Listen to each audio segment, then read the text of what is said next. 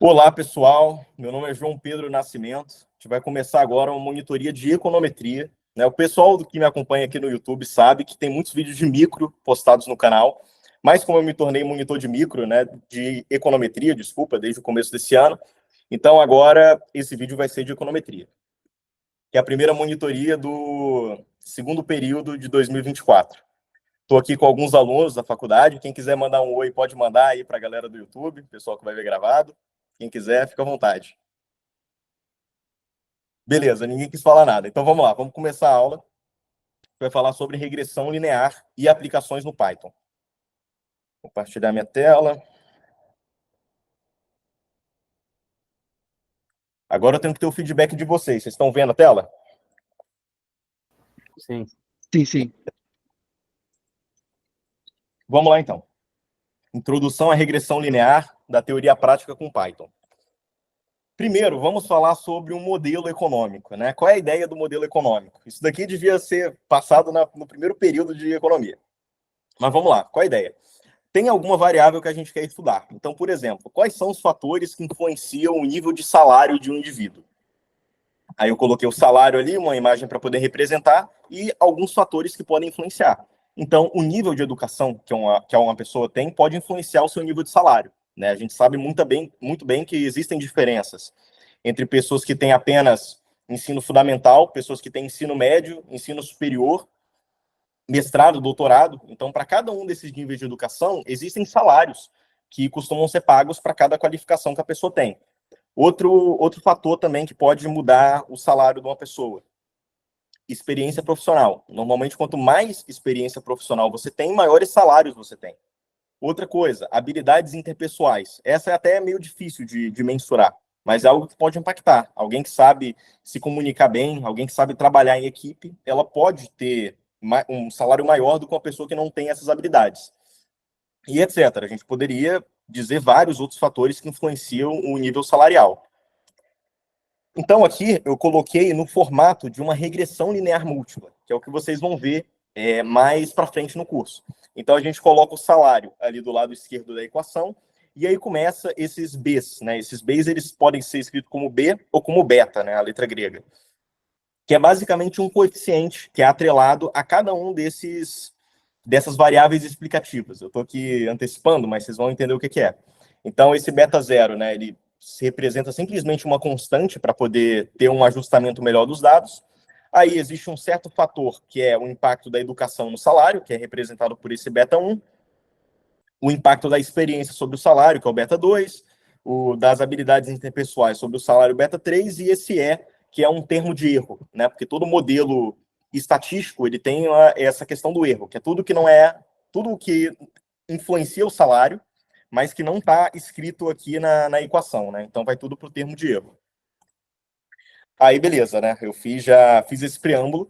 Agora eu coloquei aqui no formato de uma regressão linear simples, que é o que a gente vai ver na aula de hoje e é o que vocês vão ver durante a parte inicial do curso de econometria, que é quando a gente coloca apenas uma variável explicativa, que no caso é a educação, para explicar a nossa variável de interesse, que é chamada também de variável dependente. No caso aqui, é o salário que é a variável dependente. Então, a gente quer explicar o salário usando a educação. Salário, variável dependente, educação, variável explicativa, a variável que explica. Então, avançando. Aí a gente tem aqui o que a gente chama de modelo populacional e o modelo estimado. Esse modelo populacional é o modelo que a gente tem em mente. Então, a gente tem em mente esse modelo aqui. Existe o salário, que tem um coeficiente beta zero para fazer o ajuste dos dados, que é a constante, mais o beta 1, a educação, que é o efeito da educação sobre o salário, mais o erro, que são todos os outros fatores que afetam o salário, mas que não estão aqui na equação. Vai tudo aqui para o termo de erro. E existe o modelo estimado, que é esse modelo que tem o chapéu em cima. Vocês já devem ter visto na aula, provavelmente isso, esse chapéu. Isso daqui é um modelo estimado, é o que a gente estima quando a gente vai para o R, quando a gente vai para o Python, a gente calcula isso, que é um modelo estimado. Ele é derivado do modelo populacional. Outro preâmbulo aqui que eu coloquei também, que pode ser interessante. Existe uma diferença entre análise de regressão e inferência causal. Análise de regressão é o que a gente vai fazer aqui nesse curso, que a definição está bem aí no slide. É quando a gente quer prever uma variável a partir de outras variáveis conhecidas. Então, a gente vai tentar prever o salário de um indivíduo com base nos dados da educação que a gente tem dele, por exemplo. Isso é uma análise de regressão. Inferência causal é outra parte da econometria, outro ramo da econometria. Essa daí, ela está preocupada em determinar se uma variável, ela de fato causa mudança na outra. Então, como está escrito também, né, um curso voltado para análise de regressão. Então, existem manuais, existem livros próprios para inferência causal. Mas a gente não vai usar aqui na aula de hoje, né? Nem durante o curso de econometria 1, dessa econometria básica. E eu nem sei se na faculdade tem curso de inferência causal. Possivelmente alguma outra econometria tenha. Então, avançando aqui, a gente vai falar agora um pouco sobre tipos de dados, e eu só vou beber uma água. Continuando. Tá todo mundo acompanhando até agora? Só para confirmar. Sim. Mandei aí, beleza. Fechou então. Tipos de dados. O professor também já deve ter falado em sala de aula para vocês que existem os dados em cross-section, que são os dados em corte transversal, né, a tradução deles. Esse daqui é o tipo de dado que vocês vão trabalhar majoritariamente no curso de econometria. Também são dados em cortes transversal ou cross-section. Qual é a característica dele, né? Eu peguei essa foto do livro do Ullrich. Então, a gente tem uma coluna ali para o número de observação, né? Imagina que essa observação possam ser países. Então, você tem ali no número 1, Brasil, Alemanha, Suécia, etc. Cada observação ali é um país. E para cada um dos países, a gente tem informação sobre salário, nível de educação, experiência profissional, aquela variável female, que é uma variável que a gente chama de dummy, que é uma variável que ela assume 0 ou 1, né? Ela só tem esse valor. Então, tanto o female ali deve ser assim, 1 se for mulher, 0 se for homem. E ali uma variável dummy também para dizer se é uma pessoa casada. Então, se a pessoa não for casada é 0, se ela for casada é 1. Então, a gente pode ter esses dados num certo instante de tempo para vários países. Isso daí é um dado em corte transversal. A gente pode também ter um dado em série temporal, que é, por exemplo, esse caso aí. Então, você tem vários anos, né, 1950, 51, etc., para um certo país, e aí tem várias variáveis de interesse aí. Né? Isso daí também é outra possibilidade. Eu acredito que o professor não vai abordar séries temporais no curso, ou se ele for falar, vai ser só um pedaço no final, porque lá na faculdade tem uma matéria própria só de análise de séries temporais. E por fim, né, tem a combinação dos dois, que é o dados em painel, que até no gráfico mostra ali que você tem mais de uma cidade, né, cidade 1, cidade 2, e para cada uma delas você tem a questão do tempo também, né? Tem um fator temporal ali, 1986, 90. Então, você junta os dois, né? O dados em painel, você junta o cross-section com a análise de séries temporais. É mais difícil trabalhar com esse tipo de dado, né, em painel. É por isso que a gente não costuma ver, né? O que a gente vai ver principalmente é isso, dados em cross-section. Então, avançando aqui agora, vamos falar um pouco sobre o software que a gente vai usar, o Python, né? Que eu já fiz uma introdução para vocês antes de começar a gravar. Então, qual é a ideia, né? O que é o Python? O Python é uma linguagem de programação.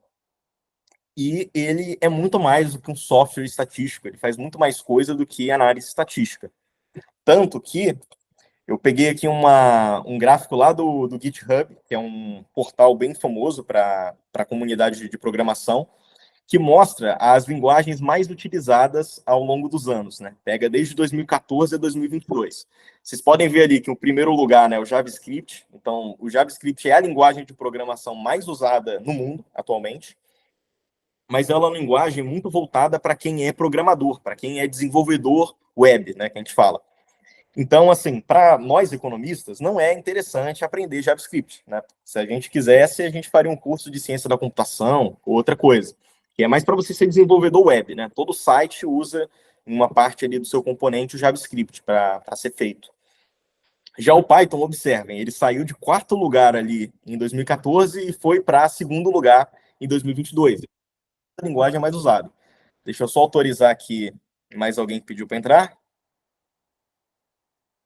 Fala, Gabriel, beleza? Seja bem-vindo. Espero que esteja me ouvindo. Vamos voltar para a apresentação. Então, beleza, vocês podem ver aí que o Python está em segundo lugar, né, de relevância. E depois o Java em terceiro e aí vai. Né? Isso aqui não interessa tanto, eu só coloquei para vocês verem a relevância que o Python tem. Né? E muitas vagas de estágio, vaga de trabalho, pede conhecimento em Python para a galera da economia. Então é importante saber um pouco da linguagem. Como eu falei, né, a segunda linguagem de programação mais utilizada no mundo, o R nem aparece nessa lista, mas o R não é uma linguagem de programação clássica, igual são essas daí, né? O R, como eu falei, ele é muito usado por estatísticos. Se for ver as linguagens mais usadas no mundo, ele não é nem top 10, né? São essas daqui. Mas continuamos.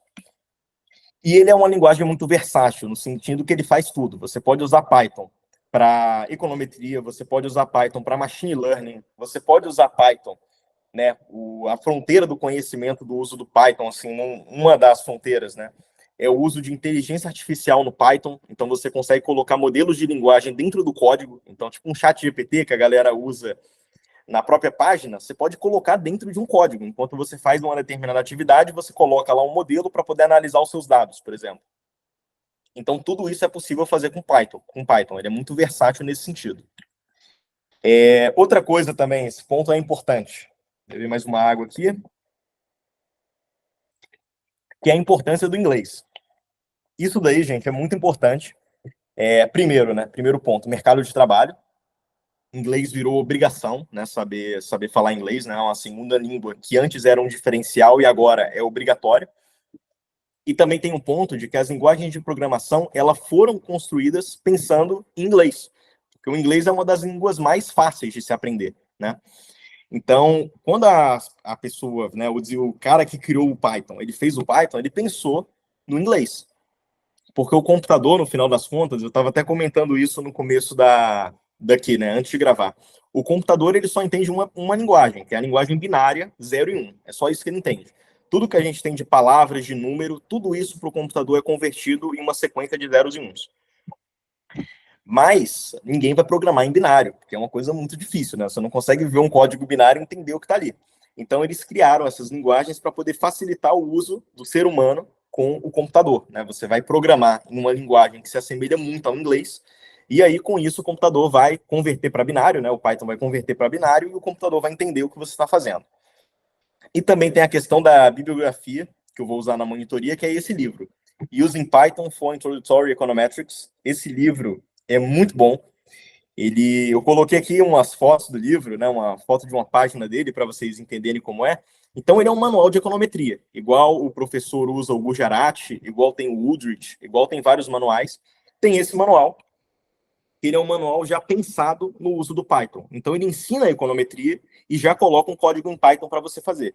Então essa é a ideia. A ideia é que você assista essa monitoria, acesse esse livro que está disponível de graça na internet. Eu vou mandar para vocês no grupo do WhatsApp o link do livro para vocês terem acesso, o PDF dele. E aí vocês vão ver, ó, tem a forma aqui do modelo, né, do modelo populacional. Aí tem a questão dos parâmetros estimados, né, do beta 0, do beta 1. Isso daqui o professor deve ter passado em sala. Aí aqui o modelo estimado, que eu coloquei lá no outro slide. E aqui começa com exemplos. E esse livro, ele usa como exemplo o livro do Woodrich. Então ele pega tudo do Woodrich, que é um manual excelente, né? Eu ainda prefiro o Woodrich ao Gujarati. Eu acho o Woodrich muito bom. O Gujarati também mas é preferência pessoal, né? Questão de preferência pessoal. Aí aqui ele vai e ele já coloca o código em Python, estão vendo aqui? Import Woodrich, as rules, isso aqui tudo eu vou explicar para vocês qual é a ideia disso. Então, sem mais delongas, vamos para a programação, né? Vamos programar. Essa daqui é a apresentação que eu tinha inicial para vocês. Então, vamos lá. Tá todo mundo acompanhando aí? Falem comigo. Todo mundo Sim, bem? Alguma dúvida? Podem falar, pessoal. por enquanto não. Enquanto Por enquanto não, tá bem de boa. Vamos lá. O que vocês precisam para poder programar em Python? Tem duas opções. Deixa eu parar de compartilhar a tela. Não, vou continuar compartilhando. Vocês precisam de duas coisas. Uma das duas coisas, né? Vocês precisam. Ou do VS Code, que é o nome, eu vou escrever aqui no chat. VS Code. O primeiro passo é você baixar a linguagem Python no seu computador, mas vamos supor que você não tenha baixado ainda. Depois eu ensino vocês a como fazer isso, né? Uma vez que vocês tenham o Python instalado, vocês vão usar esse cara aqui, que é o chamado de IDE. IDE é a interface que você vai usar a linguagem de programação. Então, por exemplo, deixa eu parar de compartilhar aqui só para voltar. Então, por exemplo, o que isso quer dizer? Vocês já devem ter visto que no R tem o RStudio. né? O RStudio não é linguagem de programação, a linguagem é a linguagem R. Você usa o RStudio porque ele é um interpretador do R. Então a ideia é a mesma, né? Você usa o VS Code porque ele interpreta o comando em Python. E o VS Code ele não serve só para Python, ele serve para várias linguagens. Então, pessoal que eu conheço que programa em JavaScript, que faz programação HTML, que usa C, que usa várias outras linguagens, eles todos usam VS Code, porque ele tem suporte para essas linguagens. Então, ele é muito bom. Ele é nessa cara aqui, né? Vou mostrar aqui para vocês, vou compartilhar a tela. Funciona para o R também? Acredito que sim, Jean. Acredito que funcione sim. Realmente acredito que funcione. Mas eu nunca testei para o R porque eu não programo em R. Mas acredito que sim. Tá aqui, ó. Qual a ideia? Eu vou criar aqui, ó. Ele é essa cara aqui. Isso daqui eram uns testes que eu estava fazendo antes. Mas basicamente o que é? Eu criei uma pasta no meu computador que eu chamei de monitoria e econometria. É uma das pastas do meu computador. Eu posso chegar aqui agora e criar uma nova pasta. Então, por exemplo, eu venho aqui, downloads, quer dizer, documentos, né? Eu estou colocando tudo em documentos. E vou criar aqui, permitir. Nova pasta, vou criar um econometria 2. Criei a pasta econometria 2, não tem nada no meu computador nessa pasta. Aí eu venho aqui no VS Code, coloco aqui, abrir pasta, econometria 2. Abri, tá aqui, pasta vazia. Aí esse cara é o VS Code. Tá todo mundo vendo, né? Acredito que sim. Senão já teria me interrompido. Aí Tô vendo beleza. sim, não. Estão vendo, né? Ótimo. Aí eu vou criar um novo arquivo aqui, ó, novo arquivo. Aí eu vou colocar aqui, por exemplo, teste1.py. Esse .py é a extensão do Python. Então, por exemplo, não tem o .pdf que a gente usa, é um formato de arquivo. .xlsx, né? Que é o formato do Excel. É isso aqui, .xlsx. É um arquivo de Excel. Tem um arquivo PDF, .pdf. Então é isso. Eu fiz um arquivo .py. Eu poderia chegar e fazer um arquivo aqui, teste2.html. Esse .html é uma extensão que a gente usa para poder fazer um site. Então, eu poderia programar um site aqui pelo VS Code, porque eu estou usando essa extensão .html. E por aí vai, vou excluir. Se eu vier aqui, eu posso colocar aqui teste 3.r. Tá aqui, ó. Ele reconhece o R, tá vendo que ficou um símbolo do R aqui? Então, ele também funciona para a linguagem R, né? Ele pega para várias linguagens. Então, eu fiz aqui um arquivo .py, né? Só para poder mostrar para vocês como é que é. Então, é isso. E aí, a partir daqui, vocês vão sair programando em Python. Essa é a ideia. Mas, depois, vocês vão configurar o VS Code, porque eu não falei antes dele para vocês, eu não mandei tutorial para poder instalá-lo. Então, eu vou mandar quando acabar essa monitoria, e aí vai estar todo mundo com o VS Code. Qual é a vantagem dele, antes de eu falar da outra alternativa, que é que a gente vai usar? Qual é a vantagem do VS Code? Primeiro aqui, ó, já vou ensinando aqui umas coisas para vocês. Sempre que vocês quiserem escrever no código, vocês colocam essas 3 aspas aqui. Estão vendo que eu coloquei 3 e 3. Isso daqui é pro Python entender que você está fazendo um texto, tá bom? Porque se você colocar direto aqui, ele vai ter com o código que você está programando. Deixa eu autorizar aqui mais alguém. Fala, Vitor. Bem-vindo à monitoria. Então vamos lá, continuando. Sempre que vocês entenderem aqui, tá vendo que deu um rassurado aqui embaixo? Ele está entendendo que é um código, isso daqui. Então, a gente coloca essas aspas para entender que é um texto. Então, quais são as vantagens do VS Code? Vantagens VS Code, que é a ferramenta que a gente está usando. Primeiro, não precisa de internet. Isso daqui, gente, é muito importante. Por que isso é importante? Porque quando vocês forem fazer os testes, o Jesus ele já deve ter falado para vocês como é que vai ser. Vocês vão ter testes presenciais. Então, vocês vão poder usar consulta, vocês vão poder consultar a internet, vocês vão poder fazer tudo. Mas vamos supor que vocês cheguem ao laboratório de informática e a internet não esteja funcionando. Aí vocês façam o quê? Vocês fazem o quê? Vocês não fazem o programa? O Jesus ele vai apresentar para vocês o chamado R Cloud, que é a ferramenta do R para você programar ali pelo próprio navegador, né? Então você digita R Cloud no Google e você vai conseguir ter uma interface ali que parece o RStudio. Vou mostrar para vocês a solução disso em Python. Mas a primeira do VS Code, né, do ponto importante dele, é que não precisa de internet. Então, vocês podem chegar lá com o computador de vocês com o VS Code instalado e vocês não vão precisar de internet. Vocês vão conseguir fazer as questões, desenvolver os modelos, mesmo se tiverem sem internet. Então, esse daqui é o principal ponto dele, a principal vantagem. Beleza. Por enquanto é isso, né? Essa é a principal vantagem. Vamos falar agora das vantagens do Google Colab. Alguém aqui já ouviu falar do Google Colab? Respondam sim ou não, só para eu saber. Eu não conheço, não. Mas você me Google falou Colab. na última quinta, aí eu ouvi falar. Ah, legal. Não conhecia, não. Então, beleza. Galera, isso daqui é vida, tá bom? Esse Google Colab é vida. Por quê? Ele é o análogo ao R Cloud, que eu falei para vocês, que é a forma de você acessarem o R pela internet. Só que o Google Colab é do próprio Google. Então, a própria empresa Google forneceu uma forma da galera programar em Python sem ter o Python instalado no computador.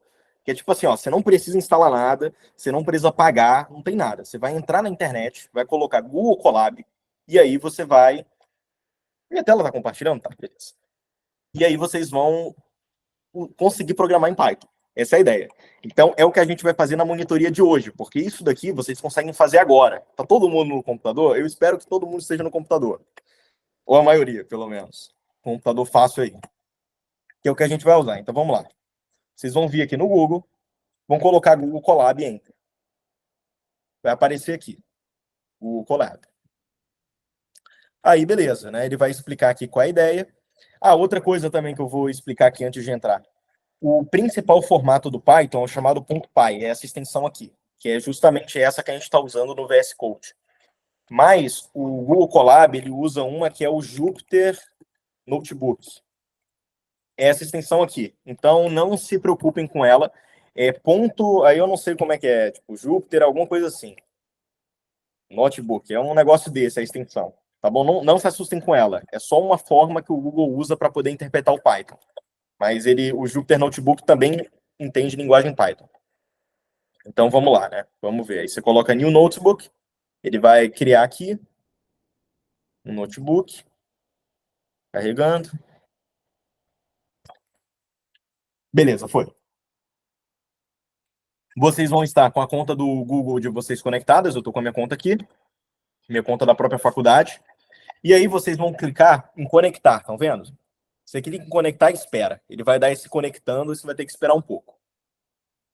Quando ele for feita a conexão, vai ficar em verde ali. Vocês vão ver agora que ele está terminando de conectar, ficou em verde. O que eu fiz agora? O que eu acabei de fazer?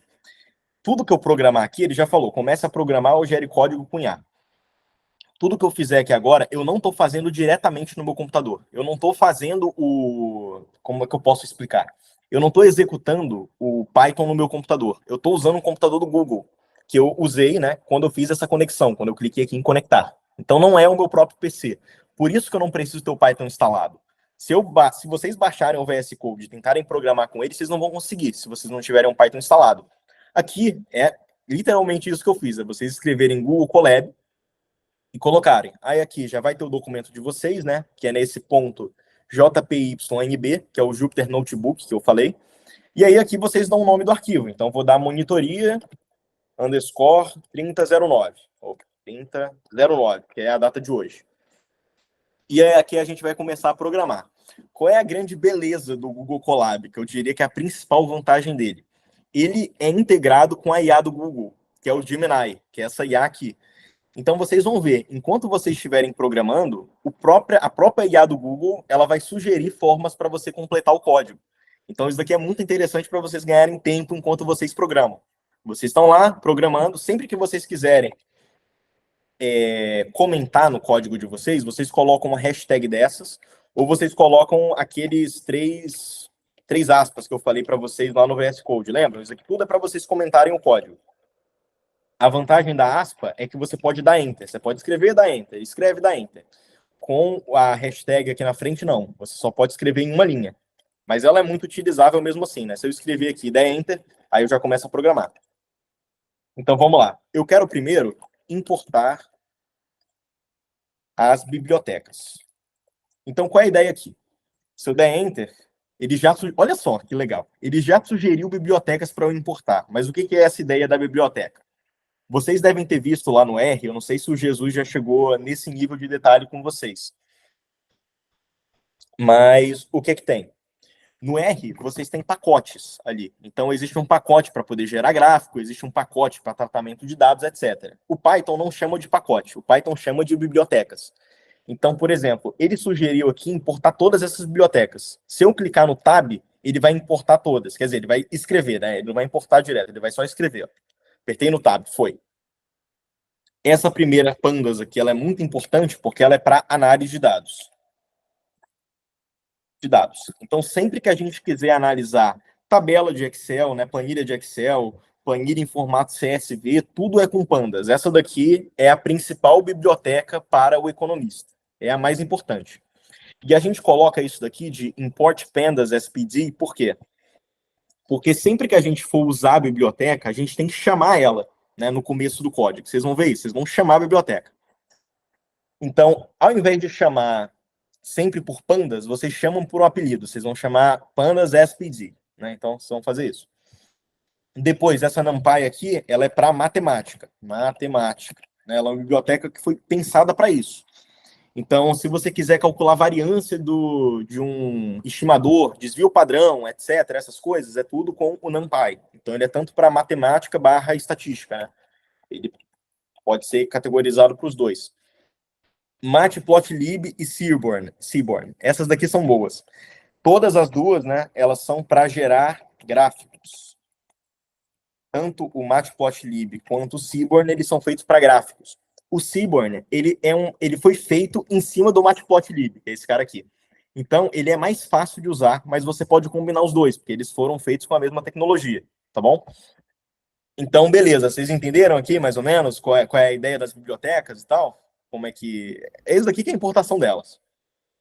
Ô, João, Oi. duas perguntas. Primeiro, você colocou o que ali? Foi uma hashtag importar as bibliotecas? Isso, essa hashtag aqui, Gabriel, né? Eu não vi ele aqui ainda falando. Isso. Essa hashtag é sempre quando você quiser comentar o código. Então, por exemplo, se eu sair escrevendo aqui, tal coisa, o Python vai entender que isso daqui é um código que eu estou programando. Só que eu não estou programando, eu estou só escrevendo. Eu estou fazendo um comentário, né? Que a gente diz. Então, para você fazer o comentário, você coloca a hashtag na frente, ou do lado aqui, né? Se for do lado. E aí ele não vai interpretar o código. Isso daqui é só para você, programador, se orientar, para você se organizar. Uhum. Sacou? Essa é a ideia. Para ver essas sugestões de biblioteca, você apertou onde? Porque eu fiz esse comando aqui no Colab, só que ele não deu nenhuma sugestão. No Gemini, que tem que... Isso. Primeiro, você já fez a conexão aqui do lado? De clicar aqui para conectar? Já tô numa máquina virtual, né? Uhum. Beleza. Aí aparece aqui o Gemini do meu lado. Tá aparecendo no teu também? Aí? Tá sim. Aí, beleza. Quando eu escrevi, né? Eu coloquei hashtag importar bibliotecas. Escrevi aqui. Uhum. Aí eu vou dar um Enter. Fui para a linha de baixo. Ele sugeriu automaticamente isso. Eu não pedi para ele fazer isso. Ele sugeriu, deixou em... Tá. Habilitei aqui, foi. Essa cor. Aí você aperta no Tab e ele vai e completa para você. Essa é a ideia. Então, tá. Isso daqui eu estou falando para vocês. Tirei tua dúvida, Gabriel? Fez sentido? Tirou minha dúvida. E só mais um comentário. Pode falar. Eu fazendo todo o trabalho nesse Google Colab é como se estivesse fazendo no RStudio, entre aspas, do Python, é isso? Isso. Então não há necessidade do VS Code nem do Python instalado. Faço tudo nesse único cara. Exato. É isso daí. O Google Colab eu estou mostrando para vocês, porque vocês agora podem fazer igual o Gabriel fez. Ele foi abrir uma aba ali, colocou Google Colab e ele está programando aqui enquanto a gente está fazendo a aula. O ideal mesmo, não vou dizer correto, mas o ideal é que vocês todos depois batem no VS Code. Primeiro vocês vão ter que instalar o Python no computador de vocês e vocês façam as coisas pelo VS Code. Por quê? Porque aqui tá direitinho, né? A gente fez a conexão e está programando. Só que tem vezes que tem muita gente utilizando o Google Colab e aí você não consegue fazer a conexão. Agora a gente conseguiu. Eu cliquei aqui para conectar e deu certo. Poderia ser que não tivesse dado certo. Tem outras vezes que eu já tentei usar o Colab e não consegui, porque estava com excesso de tráfego na rede. Tinha muita gente acessando. Aí, você não conseguiria programar se você não conseguir estabelecer essa conexão no início. Por isso que o ideal é depois vocês irem para o VS Code, ok? Esse é o ideal. Mas vamos primeiro mostrar aqui, né? Eu nem queria ter começado pelas bibliotecas. Eu comecei por elas fazendo isso, porque sempre que vocês forem programar na vida real, esse daqui é o primeiro passo, é vocês importarem as bibliotecas. Tudo começa assim. Vou importar todas as bibliotecas que eu vou usar. Aí daí para frente você começa a programar. Mas primeiro, né, em primeiro lugar, obviamente, eu tenho que mostrar para vocês as bases do Python, os fundamentos do Python, certo? Então, eu vou fazer isso agora. Agora vocês não vão ver econometria, vocês vão ver como que a linguagem funciona. João, eu tive uma dúvida Pode falar. com relação. Você falou que a hashtag serve para comentar em cima do código, né? Isso aí já. E aquelas 3 aspas também, certo? Ou não? Exato. Qual a diferença? A diferença delas qual é? Sempre que eu colocar uma hashtag, tipo eu coloquei aqui, hashtag importar nas bibliotecas. Isso daqui é um comentário que eu fiz que ele fica numa linha só. Tá vendo que esse cara só tá em uma linha, esse comentário? Tá em uma linha. Aí aqui também, análise de dados, uma linha só. Se eu quiser fazer um comentário que ele consiga ter um espaço, né, de mais de uma linha, eu tenho que usar aquelas 3 aspas. Então, por exemplo, eu coloco aqui 3 aspas, enter 3 aspas. Aí aqui no meio, tudo que eu escrever é comentário. Então, eu posso dizer, passo, sei lá, tarefas do dia. Tarefas do dia. 1, arrumar a casa. 2, passear com o cachorro. Quando você coloca essas 3 aspas, você consegue usar mais de uma linha de comentário, tá vendo? Tudo isso daqui, o código, não vai entender que eu estou programando. Isso daqui é um negócio para mim. É uma coisa para o programador. Agora, a hashtag não. A hashtag eu posso escrever aqui qualquer coisa. Se eu der Enter, já vai ser código. Beleza. Essa é a diferença. Essa é a diferença dos dois. Mas vamos lá, então. Agora vamos falar da linguagem Python especificamente, ok? Da linguagem. O que é que vocês têm que saber? Quais são as coisas básicas que vocês têm que saber? Eu montei aqui uma cola aqui para servir como referência. Só um momento. Deixa eu pegar aqui.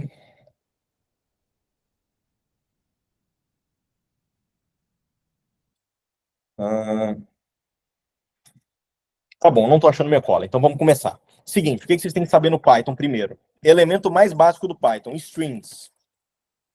Esse é o nome, desse jeito, string. É tudo termo do inglês, mas vamos lá. Qual a ideia? Uma string é uma forma que o Python tem de armazenar os dados que significa como é que eu posso dizer? Significa uma palavra, né? Um texto. Então, por exemplo, se eu colocar nome igual a João, desse jeito aqui, João, eu estou criando, esse João aqui, ele está no formato de string. O que eu estou fazendo? Eu estou criando uma variável chamada nome e eu estou atribuindo a essa variável o nome João, desse jeito. Para eu executar essa linha de código, o que eu aperto? Eu aperto Ctrl Enter. E aí vai rodar e vai dar um certinho aqui do lado. Se vocês fizerem isso, né? Vocês colocam o cursor aqui no final da linha, Ctrl Enter, vocês vão ver, vai dar um certinho. Se eu vier aqui embaixo agora e escrever nome, o que vai aparecer? Vai aparecer embaixo João. Tá vendo aqui? No R também tem isso, né? No R, para você atribuir a variável, se não me engano, você faria assim, nome, aí desse jeito aqui, João. É uma coisa assim, não é? Né? Esse daqui é o sinal da atribuição. Para o Python, é um sinal de igual, né? É isso daqui. Se eu não me engano, o R também aceita sinal de igual. Eu sei pouquíssimo de R, então eu estou tomando cuidado aqui para falar. Então, beleza, nome João. Se eu vier aqui no nome e colocar type na frente desse jeito, e cercar com parênteses assim, ele vai aparecer que o tipo é um str, é uma string. Tá vendo? Isso daqui é a primeira coisa que vocês têm que saber. Pode ser que... onde é que vocês vão usar isso daí, né? Quais são as aplicações? Tem muitas. Sempre que vocês quiserem colocar um texto, vocês vão ter que saber o que é um string, que é esse formato aqui, né? A string, ela é representada por aspas simples, igual eu coloquei aqui, ou aspas duplas. Eu poderia chegar e colocar assim também, né? Com aspas duplas. João, sim. Mesma coisa, tanto faz, tá bom? Pode ser aspas simples ou aspas duplas. Isso daí é importante por quê? Porque vocês vão, ao longo do curso, plotar gráfico. Então, o gráfico de vocês pode ter algum texto. Vocês vão ter que usar um print e vão ter que escrever. Ou vocês podem fazer assim, ó, print, que é para poder aparecer um texto na tela. Aí vocês vão colocar a estatística do teste F teste F é um teste que vocês vão aprender em econometria. Aí vai ter o valor aqui da estatística, sei lá, 2,36 na estatística. Aí, na hora que vocês derem isso daqui, vai aparecer na tela. A estatística do teste F é 2,34, né? Eu coloquei aqui. Então, isso daqui que está no dentro é uma chamada string, né? Tudo isso daqui é um string. Se eu vier aqui fora, colocar type, que é para poder saber o tipo desse elemento, vai aparecer str string. Outra coisa também que é interessante vocês saberem com strings, né? Como é que a gente pode operacionalizar elas, né? Vou só beber uma água aqui, falando muito. Só um momento. Alguma dúvida aí na parte inicial de string, do que é, para que serve? Cara, então, dessa parte de string não. O que eu queria entender é que, assim, tem Ah. dois blocos. Um bloco você colocou importar as bibliotecas e o outro você colocou strings. Por que você não fez tudo em um único bloco? Você não poderia? Ah, sim. Vamos lá, vou explicar. É porque o Jupyter Notebook ele funciona diferente do VS Code. Você está vendo aqui que o VS Code ele não tem bloco, tá vendo? Que ele é um negócio contínuo. Ele segue Sim. tudo de forma contínua, tá vendo? Ah, Nesse formato de Jupyter Notebook, ele tem esses blocos, né? Então, se você quiser executar o bloco inteiro, você vem aqui e coloca nesse play. Ele vai executar tudo que está no bloco, na hora que você fizer isso. O ideal é sempre a gente tentar dividir em blocos, enquanto faz as coisas. Então, no VS Code, quando a gente for para lá, a partir da próxima monitoria, né, a gente pode ir para o VS Code, eu uso esses separadores aqui, né? Então, você vai, começa a programar, faz um negócio, entendeu? Aí, depois você vai e separa. É como se você estivesse fazendo um bloco. Isso aqui é só para auxiliar para organização, então. na organização. Isso. Então, aquele primeiro bloco, aliás, o segundo bloco de strings, ele já tem em si as informações, as bibliotecas importadas do primeiro, tudo no mesmo código. Exato. Ele vai acumulando o que você faz. Se eu vier aqui para esse segundo bloco, ele já pegou essas importações que eu fiz no primeiro. Exatamente isso. O código sempre é lido de cima para baixo, tá bom? Você tem que entender isso. Então, sempre você lê ele de cima para baixo. Tudo que você fizer em cima, ele vai manter para tudo que está embaixo, entendeu? Então, se você importou a biblioteca lá em cima, foi. Agora, se você importa a biblioteca lá embaixo, tudo que você fez em cima que usaria a biblioteca vai dar erro, né? Ele sempre é de cima para baixo. Aí, beleza.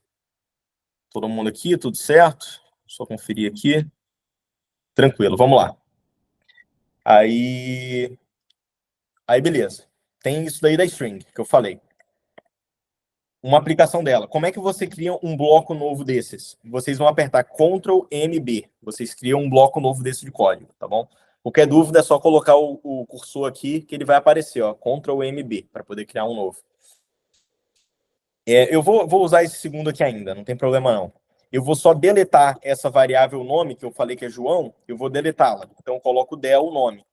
Agora, eu apaguei essa variável. Se eu escrever nome aqui, ele não vai dizer, ó, name nome is not defined. Ele não é mais o João, por quê? Porque eu apaguei ele aqui, né? Foi isso aqui que eu fiz. Então, por exemplo, vamos supor, né? Eu venho aqui embaixo. Opa. Só um momento. Venho aqui embaixo e coloco, sei lá, nome igual. Vou ensinar um negócio para vocês interessante. Input. Deixa eu só responder uma mensagem aqui, gente, bem rápido.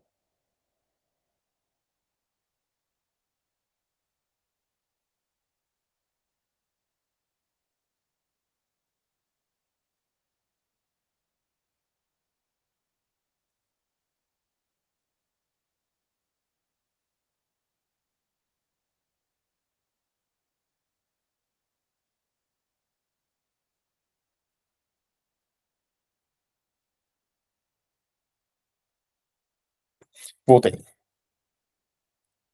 Então vamos lá. O que eu fiz aqui? Vou mostrar para vocês. Eu coloquei nome igual a input. Isso daqui quer dizer que o usuário vai dizer o nome que ele vai dar. Ok? Isso daqui quer dizer. Então, eu vou colocar desse jeito. Na hora que... Primeiro, né, vai começar assim. Print qual o seu nome. O que eu estou fazendo? Eu estou colocando na tela do usuário para poder aparecer essa pergunta aqui. Qual é o seu nome? E aí o nome está como input. O usuário vai dizer o nome dele. Depois que ele disser, eu vou falar assim, print, duas aspas aqui, e eu vou colocar um F aqui na frente. Eu vou explicar para vocês porque eu coloquei esse F. Olá, nome, Espero que goste da monitoria. Monitoria. Vou explicar para vocês o que é esse código. Só olhando assim, vocês têm alguma noção do que esse código vai fazer? Só olhando desse jeito. Se eu não me engano, quando você dá o Ctrl Enter, ele vai te dar a opção de você digitar o nome, a pessoa mesmo vai digitar o nome, e aí ele vai printar esse nome embaixo. Exato. O que eu fiz aqui? Primeiro eu perguntei para a pessoa, qual é o seu nome? Eu vou executar aqui esse código. Vai aparecer, qual é o seu nome? Tá vendo aqui embaixo? Aí eu vou dizer, um exemplo, né? Meu nome é Luiz. Exemplo hipotético. Eu vou dar Enter. Olá, Luiz. Espero que goste da monitoria. Foi isso que ele fez, né? Se eu dissesse outro nome, eu poderia dizer aqui Ricardo. Qual é o seu nome? Ricardo. Olá, Ricardo. Espero que goste da monitoria. Entenderam qual é a ideia do código? O que ele fez aqui? Sim. Ele pegou, ele primeiro perguntou qual é o nome da pessoa, depois ele salvou esse nome nesse input, né? Que é justamente para a pessoa dar um input, por isso que está desse jeito. E no final ele printou olá e o nome que a pessoa passou, espero que goste da monitoria. Isso daqui, gente, a gente deve usar bastante nas aulas daqui para frente, tá bom? Isso daqui é o que a gente chama no Python de f-string, desse jeito aqui, f-string. Por quê? Porque é um string que tem um f na frente, né? Bem específico. Que é basicamente porque, se não tivesse esse f na frente, não seria possível a gente fazer isso. Porque dentro da nossa string, que é um texto, que teoricamente seria uma coisa chapada, a gente coloca uma variável que foi definida anteriormente. Então a gente vai fazer muito isso daqui, entendeu? A gente vai, por exemplo, salvar o valor da estatística de um teste numa variável e depois printar o valor da estatística teste aí vai pegar diretamente dessa variável, sabe? Não vai precisar escrever manualmente, ele vai pegar direto, sacou? Essa é a ideia.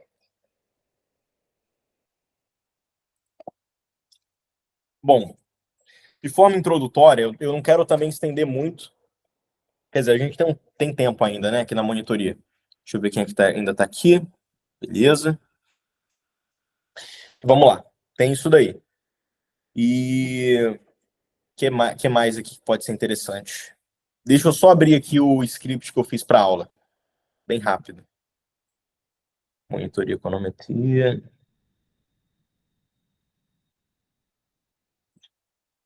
Aqui eu estou pegando direto do VS Code do que eu fiz, entendeu? Tá bom. Vamos direto aqui para o conteúdo da monitoria em específico, porque eu tenho uma tarefa para vocês que vocês vão ter que fazer no final, quem tiver com VS Code aí. Então agora vai começar a parte que vocês vão ter que fazer realmente os negócios. Quem quiser tirar print disso daqui, pode tirar, tá bom? Vamos avançar aqui. Depois eu posso compartilhar esse Jupyter Notebook com vocês, tá bom? Esse daqui eu posso mandar no grupo também. O que a gente vai fazer aqui? A gente vai importar bibliotecas agora, tá bom? Esquece essa importação inicial, imagina que a gente está começando o código aqui, nesse ponto. Eu quero que vocês importem essas bibliotecas... João, Oi. como é que eu sei que eu importando essas bibliotecas todas, Wood, NumPy, parará, o que estava antes, os blocos anteriores, não vão atrapalhar no que eu vou fazer agora pela frente? Como é que eu sei que, tipo assim, essas bibliotecas Pandas, NumPy, Matplotlib, parará, não vão atrapalhar no que eu vou fazer agora? Cara, elas não vão atrapalhar? Você está perguntando, tipo assim, se começar a programar daqui, se o que está aqui atrás vai atrapalhar. É isso? Sim, se por algum acaso eu digitar nome e o que eu fizer agora e ter alguma coisa a ver com o exemplo anterior. Entendi. Se você digitar nome aqui para frente, se você vier para cá e digitar um nome e der Enter, vai aparecer Ricardo aqui, tá vendo? Por quê? Porque esse Ricardo foi o último nome que eu dei lá naquele input, entendeu? Nesse cara aqui.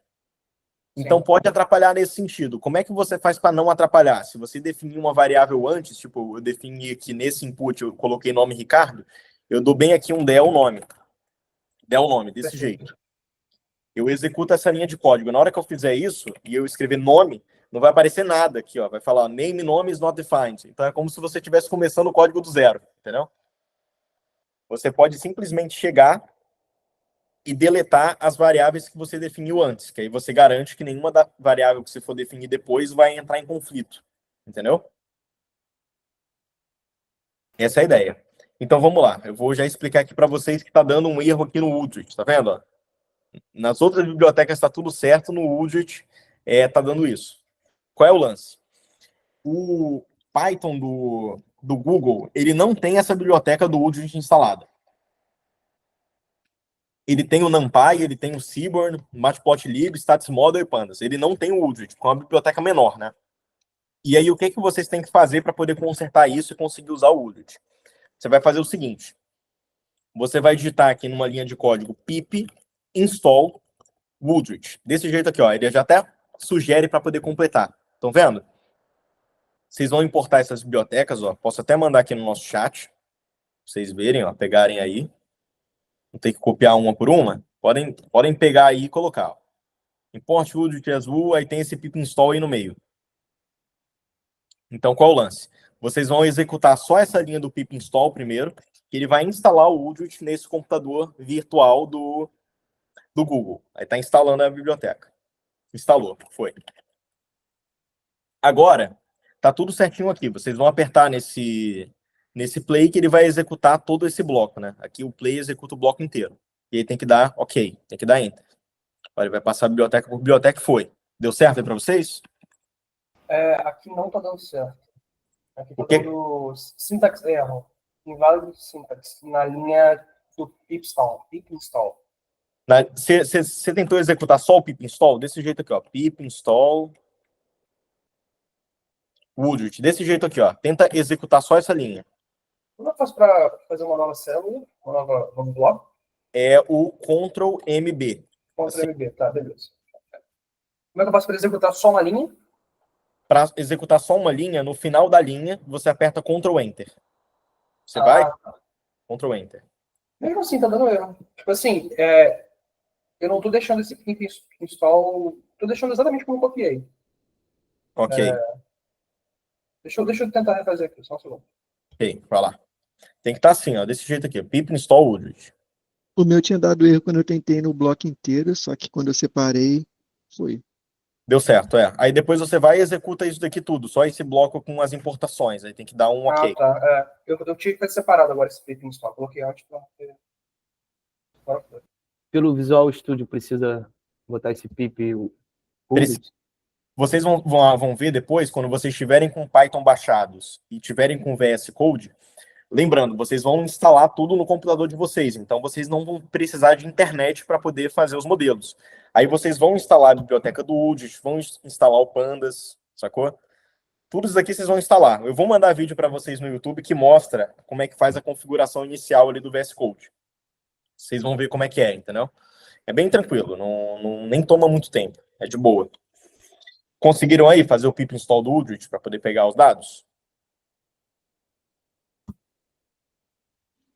Aqui foi. Aí foi, né? Aí eu fico certinho ali, né? Isso. Aí, beleza, já vou começar a mostrar para vocês um negócio. Sempre que vocês quiserem... Oi, fala aí, Gabriel. Aqui foi também. Foi também, ótimo. Sempre que vocês quiserem chamar uma biblioteca, né? No R, você não precisa chamar a biblioteca para poder usá-la. Você simplesmente manda o código da biblioteca que ele entende. No Python, não. No Python, você tem que chamar a biblioteca. Então, como eu quero acessar a biblioteca do Udrit, e eu estou chamando ela de Wool, né? Eu estou falando import Udrit as Wool. Eu vou colocar um U na frente e ponto. Aí aqui eu vou escrever agora data U, desse jeito, data U, e parênteses. E vou executar essa linha de código. Na hora que eu faço isso, olha só o que aparece. Parece isso, ó. Desse jeito. Isso daqui é para vocês terem acesso a todas, para vocês saberem, né, quais são as bases de dados que o Udrit tem disponível. Vocês conseguiram fazer isso? Ó? É só vocês executarem essa linha aqui, ó, u.data.u, desse jeito. E ele é para aparecer isso. Isso daqui são todas as bases de dados do Udrit. Então, por exemplo, vocês estão lá lendo aquele livro que eu falei para vocês, né, que é esse livro aqui. Cadê ele? Python Econometrics. Ó, vocês estão lendo esse livro aqui. Using Python for Introductory Econometrics. Aí, pô, em algum capítulo do livro e tal, ele fala de uma base de dados. Aqui, ó. Ele fala, nós estamos usando a CEO Cell 1, tá vendo aqui, ó, que é o salário do CEO. Aí vocês diretamente aqui vão conseguir pegar essa base de dados, que é essa daqui, ó, é o CEO, cadê? É com C aqui. CEO SAL1. É esse cara aqui, é essa base que está usando. Aí vocês vão e façam os exercícios do livro, baseado nisso. Vocês sempre vão ter o exercício e aqui, para poder fazer. Só que eu recomendo que no começo vocês aprendam a importar o arquivo Excel. Então deixa eu ver se eu consigo mandar para vocês aqui. Só um momento. Putz, eu não sei se eu consigo compartilhar aqui. Vou mandar no WhatsApp para vocês, pode ser? Pode ser, tá tranquilo. Isso aqui é importante. Calma aí, eu parei de apresentar. Pô, fora que quando eu gravar aqui vai pro meu WhatsApp. Tudo bem, depois eu corto o vídeo. Cadê? Econometria. Arquivo. Econometria. É isso aqui, ó. Tá aí, ó. Mandei. Isso daí que eu mandei para vocês é muito importante, galera. Eu mandei a base de dados que tem no Udrit. Sim, eu mandei o arquivo Excel. Vocês vão ver aí que é um arquivo Excel que foi enviado para vocês, ó, chamado wade1.xlsx. Tá todo mundo vendo, né? Isso daí é porque vocês têm que aprender a importar um Excel dentro do Python, dentro do Google Colab, do VS Code, é a mesma coisa, não muda. Bom, permitir aqui. Fala, Rodrigo, beleza? Chegou num bom momento, cara. Se estiver me ouvindo bem aí, só falar. Ou escrever, né? Ou digitar. Mas vamos lá, qual a ideia? Mandei para vocês agora esse Excel e vocês vão ter que aprender a importar isso daí dentro do Python. Como é que vocês fazem isso? Compartilhamento de tela, compartilha a tela. Estou aqui e voltamos. Eu poderia ensinar vocês a pegar diretamente essa base de dados, né? O que eu mandei foi esse Wade1, que está aqui atrás, ó. Tá lá embaixo, Wade1, foi isso daqui. Só que vocês têm que aprender a importar essa base de dados. Então, o que é que vocês vão fazer? Em primeiro lugar, vocês vão vir aqui, vocês vão, né, fazer o download dela, vocês vão vir em arquivos e vão, ó, colocar para fazer um upload, fazer upload para armazenamento da sessão. Aí vocês vão pegar esse arquivo que eu mandei. No caso é esse wade1.xlsx. Aí foi, tá salvo ali o arquivo. Todo mundo conseguiu fazer isso? Façam isso daqui, ó. Eu vou continuar quando a galera tiver feito isso. Vocês têm que colocar, ó, vocês vão clicar nesse botão aqui e aí esse arquivo que eu mandei vai para esse ambiente. Aqui foi. Aí foi, né? Ótimo.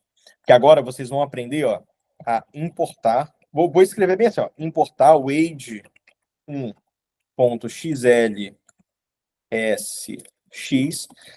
para o Google Colab. E aí, beleza. Como é que a gente vai fazer essa importação? Você vai chamar lá de Wade, por exemplo, ou Wade1, igual. Cara, olha só que legal, gente. Ele já sugeriu como é que vocês vão fazer para fazer a importação. Tá todo mundo vendo ali que tem uma sugestão para importar? Vou clicar no tab, né? Eu cliquei no tab e completei isso daqui. pd.readExcel e ele colocou. O ideal mesmo é a gente vir aqui e colocar em copiar caminho. E aí a gente vê qual é o caminho que foi gerado. Estão vendo aqui que tem, ó, copiar caminho. Vocês chegam no arquivo copiar caminho. Aí esse caminho aqui, eu vou colocar aqui dentro. Ficou assim, né? Content wade1 xlsx. Essa última parte eu faltei, cara. Eu não entendi, não. O Age 1, beleza. Aí eu aperto o Tab que ele vai preencher automaticamente. Isso. Poderia não preencher, né? Qual é a ideia? Eu vou fazer aqui sem o preenchimento, né? Fazer da maneira padrão. Vocês estão aqui com o Wade1 de vocês já nessa aba, ok?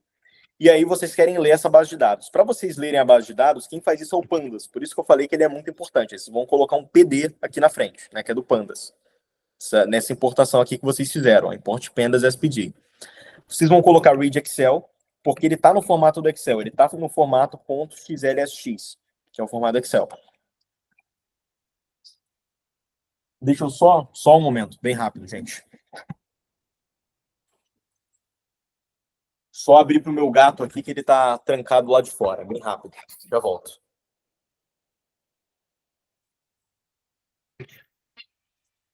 Vem, né?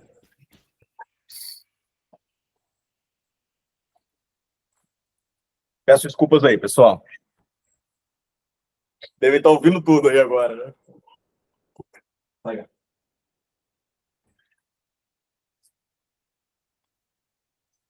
Voltei.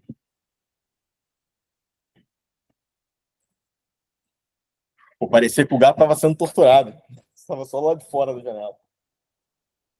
Vamos lá. Todo mundo aí me ouvindo? Tranquilo, tranquilo. Beleza, vamos lá. Aí aqui no Wade 1, vocês vão ter que clicar em copiar caminho, porque isso aqui que é importante, é o caminho do documento. Vocês vão clicar em copiar. Aqui vocês têm que colocar duas aspas simples para poder entender que é um string. E aí vocês colocam esse cara aí, content Wade 1. Vocês vão executar essa linha. E aí foi. Aí depois de executarem, vocês podem até escrever aqui embaixo Wade 1 e executar essa linha de forma individual. Vai aparecer todo o dataset, vai aparecer isso daqui, ó.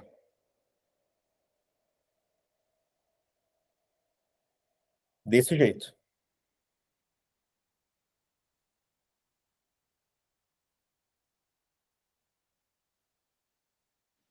Já deu certo. Deu certo aí, todo mundo?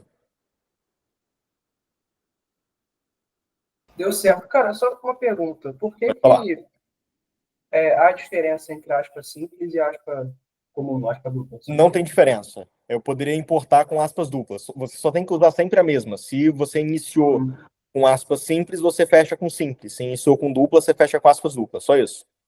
Perfeito. E outra pergunta mais simplória.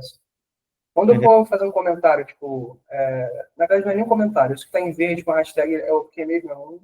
É um comentário, isso aqui é um comentário. Um comentário, tá. Eu tanto faz se eu escrever hashtag e importar junto ou ter que dar um espaço? Aqui você pode dar espaço, pode... Como assim você diz de dar espaço? Não entendi. Se eu escrever hashtag, importar tudo junto, sem ter dado espaço entre o hashtag e a letra I. Não tem problema, sem problema aqui, ó. Tranquilo. Você tem que ver se está em verde. Na hora que você colocar hashtag, você tem que verificar se está em verde. Você pode usar mais de uma também. Você pode colocar duas hashtags e falar, entendeu? Coloca 50 hashtags e escreve, não tem problema, entendeu? Também tudo isso daqui é comentário. Vai entender como comentário.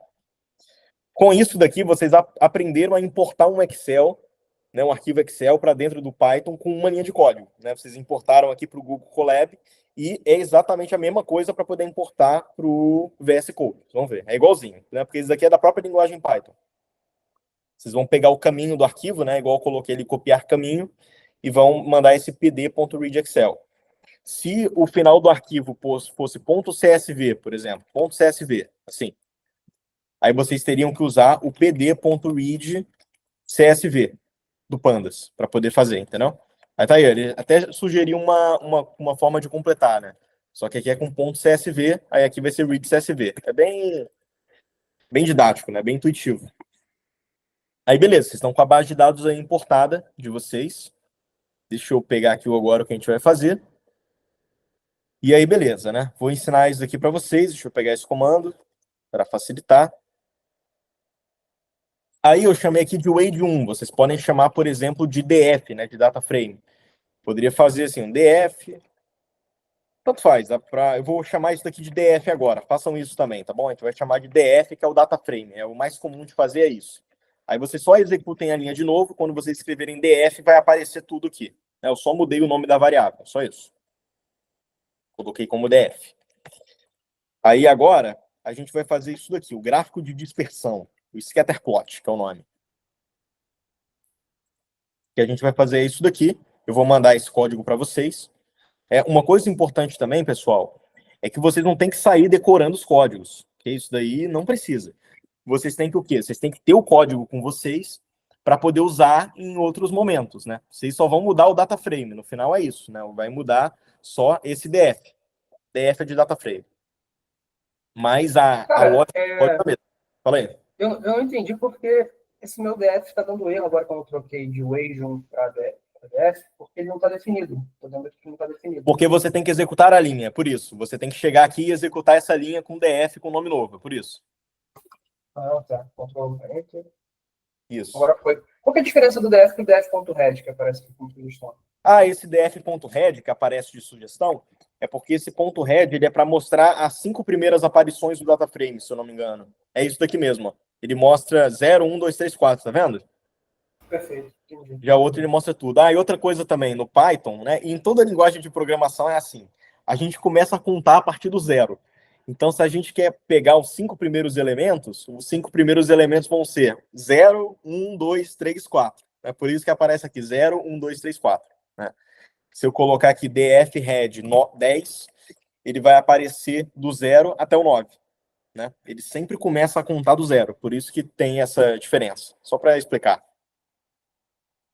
É isso que esse head significa. Já o DF, ele mostra tudo, né? Só que ele esconde algumas linhas. Né? Ele mostra da 0 a 4 e depois ele mostra da 521 a 525. Né? Tá fazendo assim.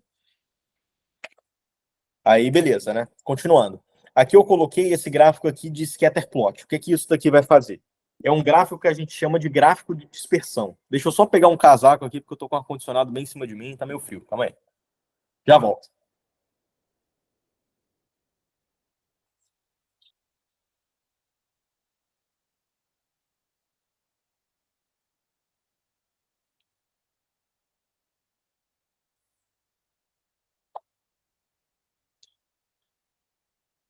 Pô, essa aula aqui vai ter que ter bastante edição. Mas vamos lá, vamos continuar aí. Qual a ideia? Esse gráfico aqui é o que a gente chama de scatterplot, o gráfico de dispersão. Então, a gente quer ver a dispersão de uma variável em relação à outra. Sempre a gente coloca a variável explicativa no eixo X. Por isso que eu coloquei aqui X igual a educ, porque a gente quer explicar o salário, o wage, usando a educação. Então, eu coloquei aqui, né, esse SNS é para poder acessar a biblioteca Seaborn. Estão vendo aqui? Que é uma biblioteca de gerar gráfico, né? Lembra? Seaborn é gerar gráfico. Fazendo um comentário aqui. E aí, a gente vai usar o scatterplot, que é o gráfico de dispersão. No eixo X é educ, ele vai pegar aqui essa coluna do educ, tem que estar escrito exatamente como aqui. No Y vai pegar o wage, o salário, e o data igual a df é porque ele vai usar os dados, né, desse df que a gente definiu aqui em cima. Na hora que a gente executar, olha só o que vai aparecer. Pá! Vocês já fizeram um gráfico agora. Todo mundo conseguiu fazer esse gráfico?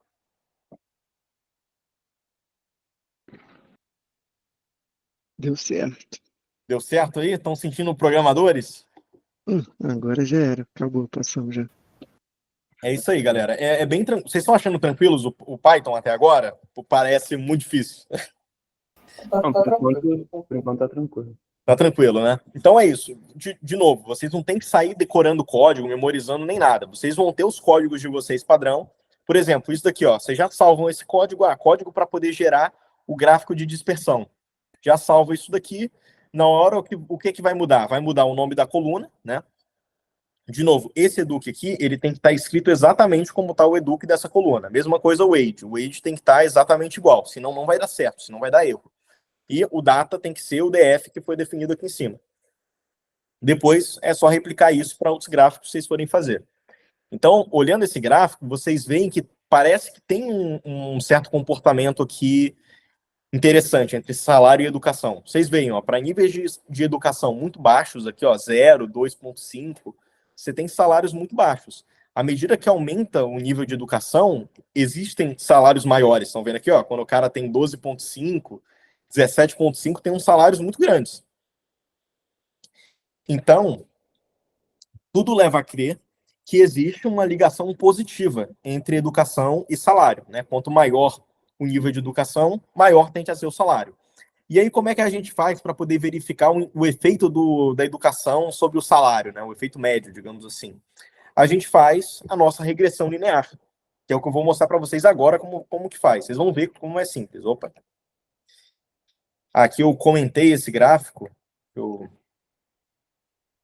Isso daqui ignorem, tá bom? Isso aqui que eu fiz. Eu comentei o gráfico sem querer. Deixa eu criar de novo aqui, fazer o meu gráfico de novo. Apertei no negócio aqui, me confundi e criei um novo gráfico. Tá aqui, voltou. Vamos lá. O que a gente vai fazer? A gente vai rodar um modelo agora. Também já tem esse código aqui que eu fiz antes. Vou compartilhar com vocês no chat. Fala, Gabriele, tudo bem? Bem-vindo à aula. Se estiver me ouvindo, só falar. Espero que esteja funcionando aí. Então, beleza, vamos lá, vamos continuar aqui. Todo mundo fez o gráfico, todo mundo conseguiu importar o dataset. Certo? Alô, pessoal? Sim, sim. Sim, beleza, vamos lá. Agora aqui, como é que roda o modelo? Né? Eu chamei de reg 1, regressão 1. Vamos supor que a gente vai fazer várias regressões ao longo do nosso código. Então, eu chamei de regressão 1. Aí vocês colocam SMF, né? Vocês já imaginam, né? Esse SMF é que a gente está acessando uma biblioteca. A biblioteca que a gente está acessando é essa daqui, statsmodels.formula.api. É uma biblioteca de econometria, né? Isso daqui é de econometria barra estatística, né? Essa biblioteca aqui. Então, é legal saber para que serve, né? O Pandas, como eu falei para vocês, ela é para análise de dados. O Matplotlib, né? Ele é para gerar gráfico, como eu falei também. NumPy é matemática barra estatística. E o Udrit é a base de dados do Udrit, né? Base de dados do Udrit. Não tem nem muito o que explicar. Então, beleza. Aí, beleza. Vamos ver como é que faz para poder rodar o modelo. A gente chama de reg 1, nossa regressão 1, smf.ols. O que é esse OLS? O OLS é igual ao que a gente chama em português de MQO, que são os mínimos quadrados ordinários. Mas como quando fizeram a biblioteca usaram o termo em inglês, a gente usa o OLS, mas é a mesma coisa, tá bom? OLS é MQO, mínimos quadrados ordinários. Variável dependente, né, que é a que a gente quer explicar. É o age, né, a sua variável dependente do eixo y. E aí tem esse til e educ, que é a variável explicativa. Então é sempre assim, o age com educação. Se tivessem outras variáveis explicativas, a gente ia colocar aqui mais expert, né, que é experiência, mais não sei o que, a gente ia somando elas, mas a gente vai fazer isso depois para regressão linear múltipla. Aí vocês, né, colocam isso daqui em aspas simples, data igual a df, e aí vão executar depois essas três linhas aqui.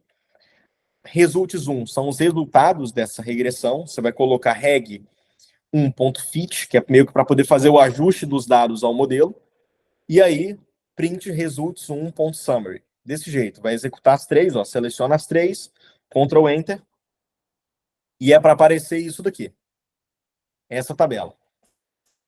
Olhem como ela vem bem formatada. Eu acho que ela vem bem formatada. Para aparecer isso para vocês, ao executar esses três comandos. Gabriele, se quiser que eu volte aqui para poder explicar o que eu fiz antes, só me falar, tá bom? Pra você conseguir acompanhar? Só dizer aí que eu volto. Ah, se puder voltar. Volto, então vamos lá. O que a gente está fazendo? Entra no grupo do WhatsApp, você vai ver que eu mandei uma base de dados. Tá vendo ali? Aham, Um Excel? sim.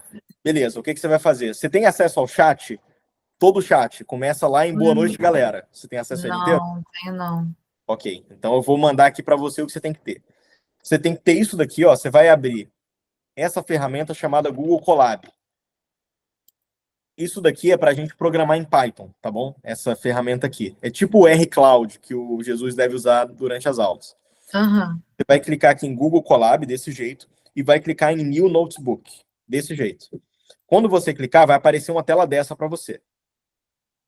Apareceu essa tela, vai ter um botão exatamente nesse ponto, escrito Conectar. Você vai ter que clicar nele. Quando tiver verdinho desse jeito, tá com a setinha o verde, é porque você conectou. Isso daqui é porque você não está rodando Python diretamente no teu computador, você está rodando no computador do Google. Aí você tem que se conectar a esse computador. Aí é esse comando aqui. Me Aham. diz se você conseguiu fazer isso. Calma aí. Só clicar em Colab, aí New Notebook, e aí faz essa conexão.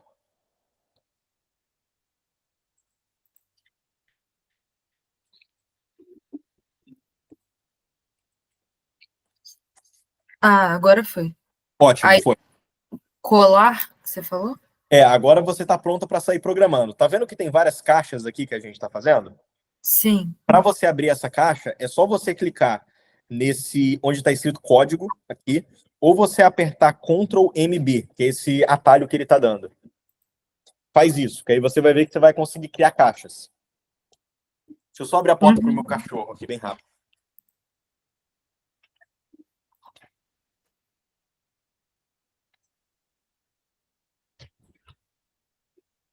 Aí, beleza, você faz essa caixa aí. São nessas caixas que você vai programar. Agora a gente está usando o Google Colab, mas eu também falei de outra ferramenta no começo da monitoria que depois eu mando lá no grupo para a galera baixar, que é o VS Code. Mas tudo bem, vamos continuar aqui pelo Colab. Aí qual é o lance, Gabriel? Você vai ter que colar essas bibliotecas aqui. Tudo começa no código com a importação das bibliotecas.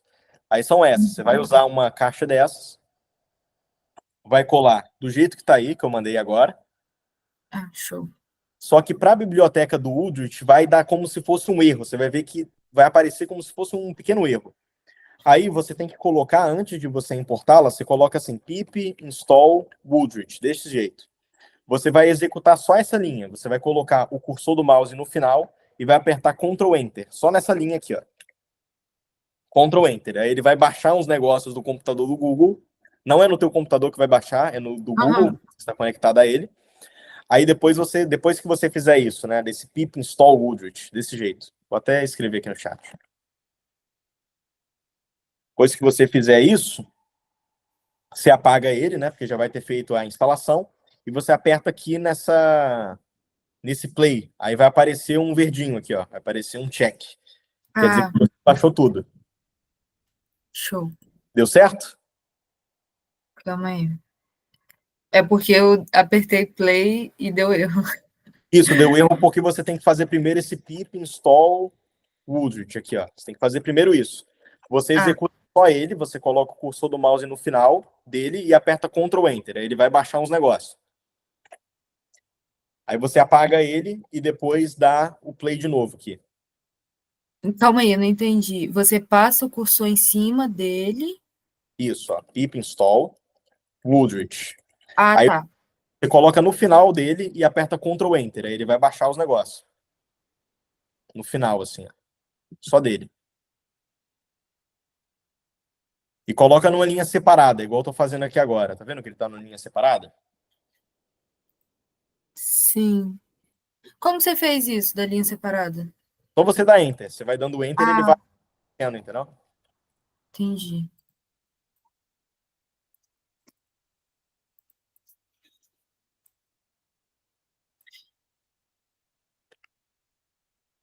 No meu tá dando erro. Tá dando? Tenta abrir uma outra caixa, então, para poder instalar. Tá. Tem que estar exatamente desse jeito que eu tô escrevendo. Pip install Woodry. No meu tava dando erro também. Aí eu abri uma nova caixa e foi. Isso. Tenta abrir uma nova caixa. É esse Ctrl MB. Cria uma nova caixa só com esse pip install Woodry. Aí depois você volta para essa caixa com as bibliotecas, igual tem aqui.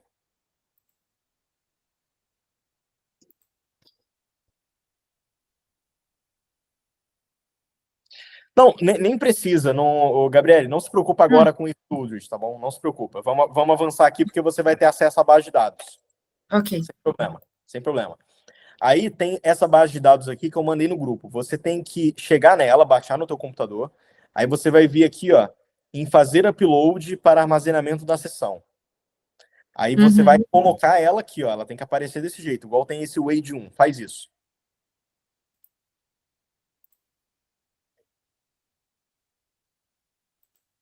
Vai em arquivos. Isso, você vai aqui, ó, Fazer nessa parte upload. e aqui tem o upload. Você vai mandar para lá, entendeu?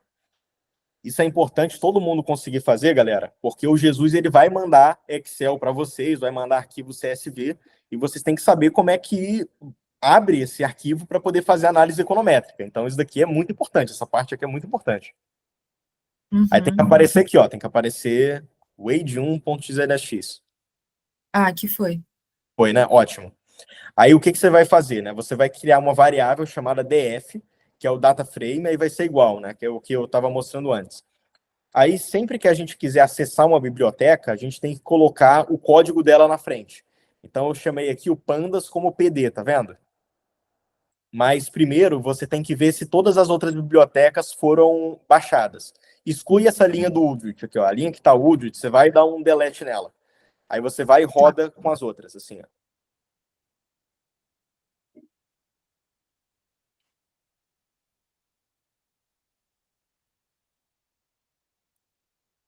Você vai apagar só a do Udrit e vai rodar essas daqui, ó.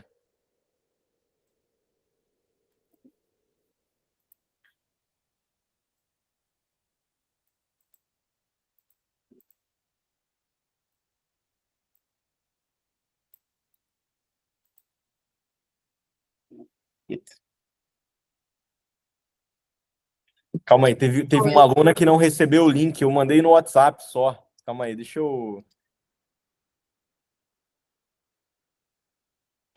perguntar se ela tá no grupo do WhatsApp. Eu não tava no grupo, não. Aí eu Ela não fiquei. tá no grupo, não? Calma aí. Eu não tô achando o comentário dela agora. Não sei se ela deletou. Alguém conhece a Jaqueline para colocar ela no grupo do WhatsApp? Não tá aparecendo o comentário dela para mim. Depois eu entro em contato.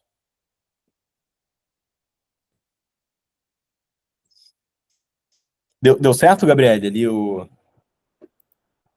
Deu sim. Deu certo, isso. Tem que estar assim.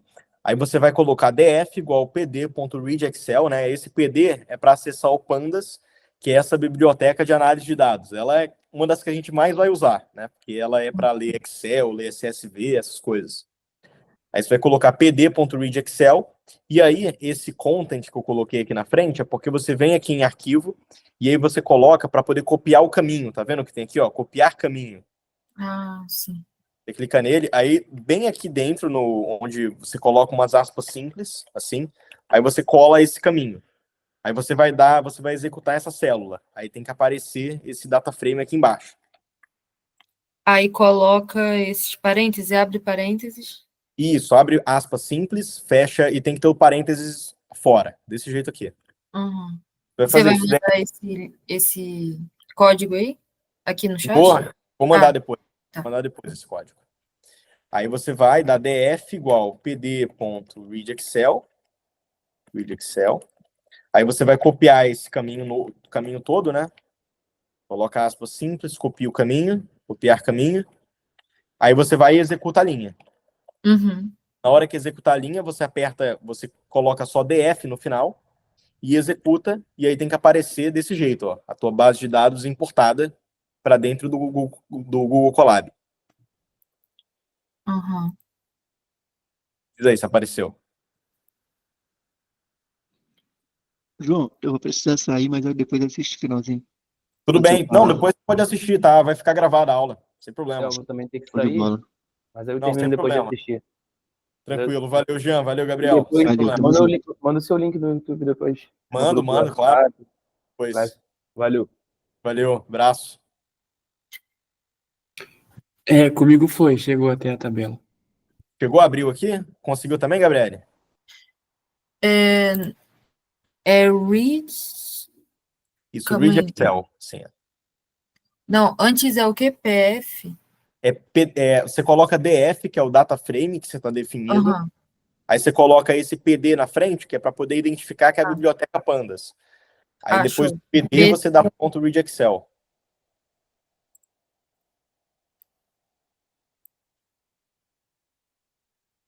Tá.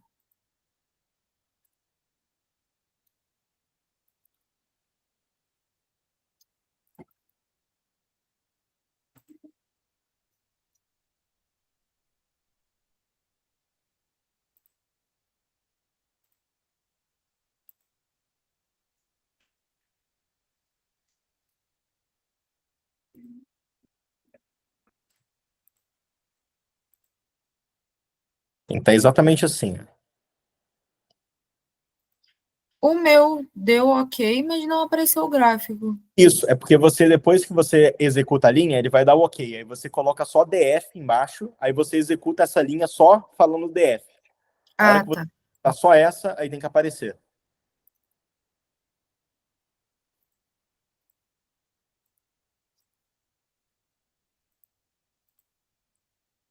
Foi? Foi, né? Aí apareceu todas as colunas aí. Salário, né? Que é o wage, eduque, experiência, tem que aparecer tudo. Aham, apareceu. Ótimo. Aí aqui embaixo eu coloquei já um código para poder você fazer um gráfico. Que é esse daqui, ó. Tô mandando o código agora. Porque o que a gente está querendo entender nesse data frame? A gente quer ver se tem uma relação entre o nível de educação da pessoa e o salário que ela tem.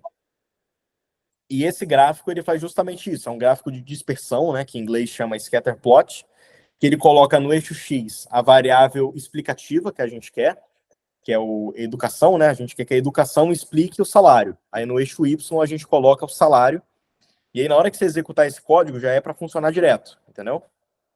Uhum. Cria uma nova caixa dessa e executa a caixa inteira. Aí tem que gerar um gráfico assim, ó. Foi. Foi, né? Gerou o gráfico, perfeito.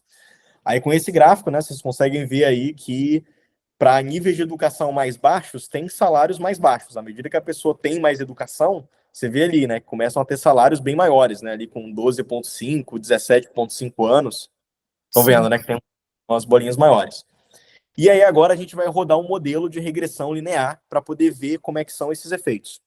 Aí aqui também eu já deixei um código que é para rodar o modelo, que é esse cara aqui.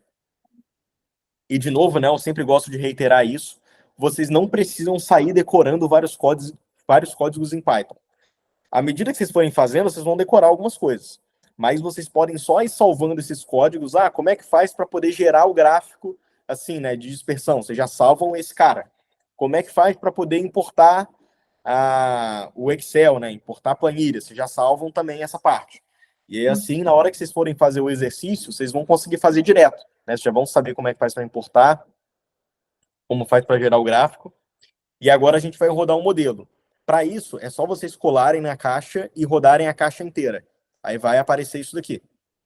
Desse jeito.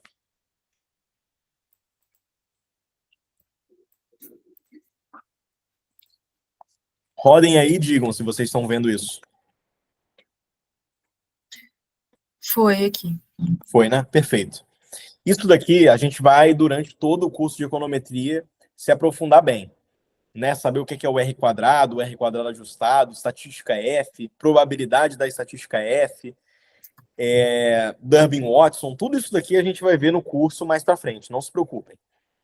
O que é interessante para a gente agora é essa parte aqui no coeficiente, esses sinais aqui. Tem um intercepto, né? A gente sabe que no modelo de regressão linear, como é que funciona o modelo, né? Eu vou compartilhar minha tela aqui, vocês digam se estão vendo. Só um momento. Vou fazer aqui um teste agora de compartilhamento. Estão vendo aí um caderno? É para aparecer um caderno para vocês. Uhum. Então, né? A gente tem lá, né, no nosso modelo, existe um modelo populacional, que é o modelo que a gente pensa, né? Que aí vai ter lá o wage, né, que é o salário, é igual beta 0 mais beta 1, educação, mais um erro, né, um certo erro. Esse é o modelo populacional. A partir desse modelo populacional, a gente faz um modelo estimado, que vai ser com a nossa estimação, no caso de OLS, que é a mesma coisa que MQO, vocês já irem acostumando, né? Que no Python, sempre que a gente for se referir à estimação, a gente vai falar como OLS, que é o nome em inglês, né, do mínimos quadrados ordinários. E aqui, qual é a diferença dele? A gente, ao invés de wage, vai ter um wage chapéu, que é o valor estimado, né, do nosso salário, mais um beta 0 chapéu, beta 1 chapéu, eduque. Desse jeito. Então, a gente vai descobrir quais são esses caras aqui, né, esses coeficientes estimados. Ao olhar para o... Então, aqui vocês veem que essa equação aqui, ela já define uma equação da reta, né? A gente tem no nosso eixo Y o age, aqui, eixo Y, e aqui eixo X é uma equação da reta. Então, a gente vai traçar essa reta de regressão no nosso gráfico. Essa reta, deixa eu parar aqui de compartilhar agora, ela tem como coeficientes quais, né? No beta 0, no lugar do beta 0, a gente tem esse menos 0,94, e no lugar da educação, a gente tem 0,54. Ou seja, esse cara aqui é positivo. Então, a educação ela tem um impacto positivo sobre o nível de salário. Né? Vocês veem pelo sinal. E aí, a gente vai plotar isso daqui agora no gráfico. Ok? Como é que a gente vai fazer isso? Vou criar uma nova célula, né? Ctrl+MD, e vou mostrar o código para vocês agora. O código é um pouco longo. Tá bom? Não se assustem. É esse cara aqui. É esse cara. Vou copiar aqui agora para vocês. Deixa eu só testar ele aqui, ver se está funcionando.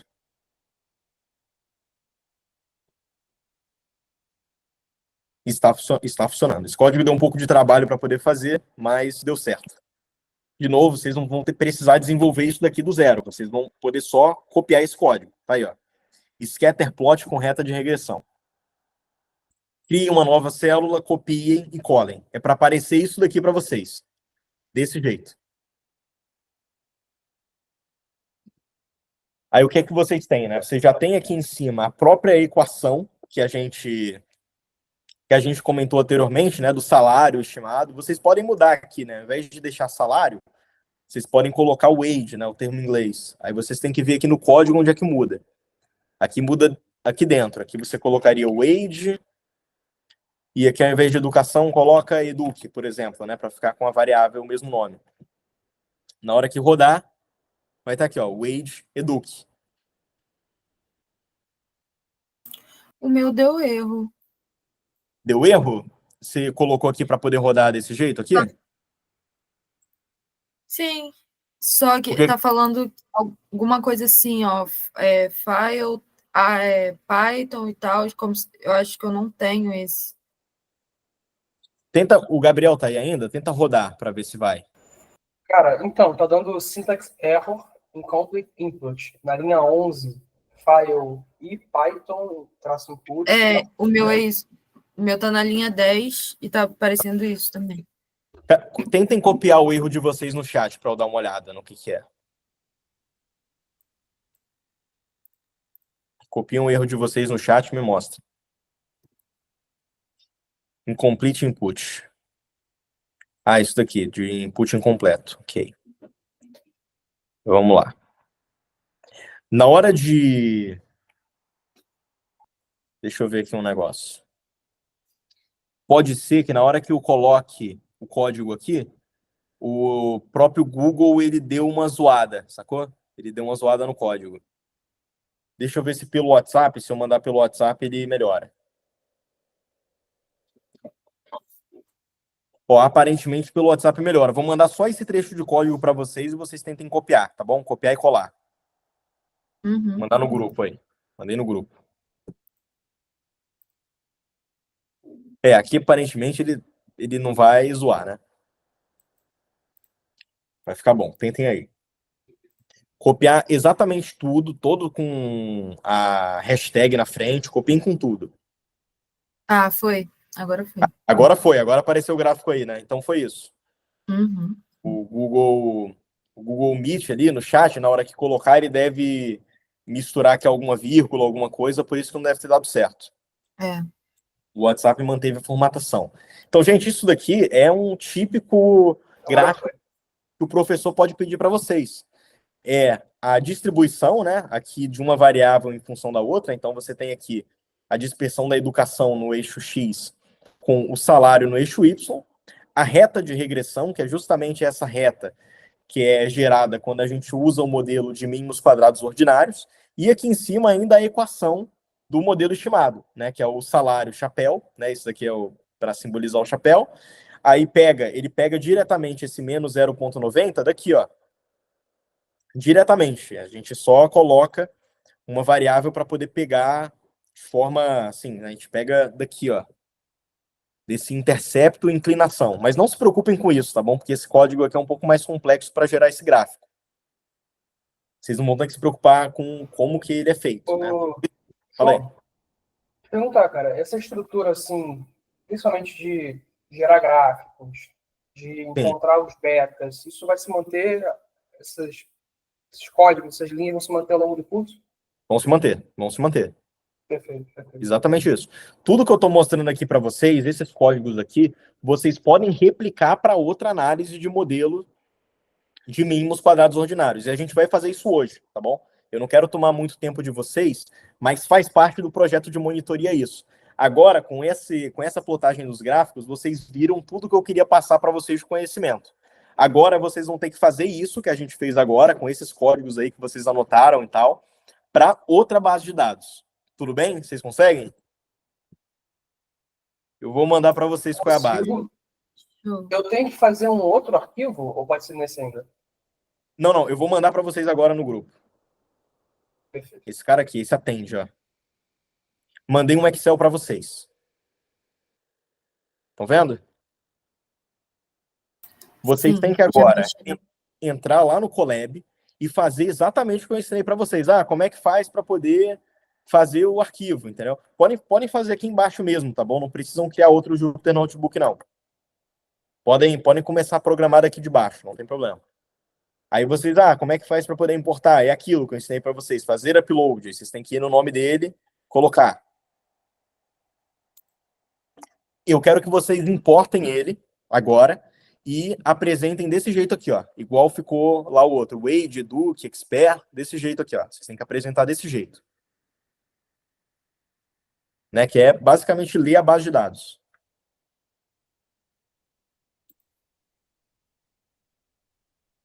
Eu posso definir como DF também ou dar um erro? Pode fazer tudo igual. Porque tudo que você definir que tem o mesmo nome de antes, vai ser subscrito, que a gente fala. Entendeu? O código vai esquecer que você nomeou daquela forma passada, e aí vai chamar dessa nova maneira que você está chamando. Então não tem problema. Tá bom?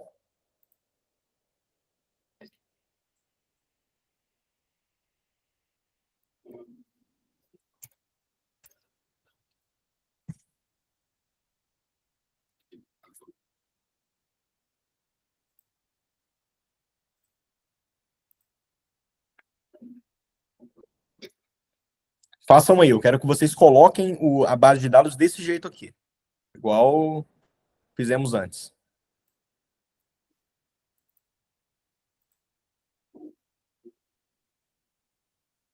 Com os mesmos parâmetros, salário, educação, tudo, né? Não vai ser os mesmos. Não vai ser. Eu só quero que vocês leiam inicialmente. Por quê? Porque as variáveis vão ser diferentes. Que é outra O meu base de dados, foi. não é mais essa, vai ser outra. O meu foi aqui. O teu foi? Tudo certo, Gabriela? Você conseguiu colocar desse jeito? Ótimo. Cara, Sim. vocês vão enjoar de fazer isso no curso de econometria.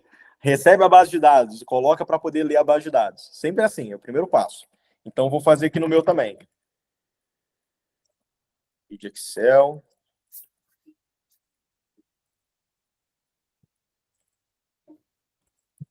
Copiar o caminho aqui dele.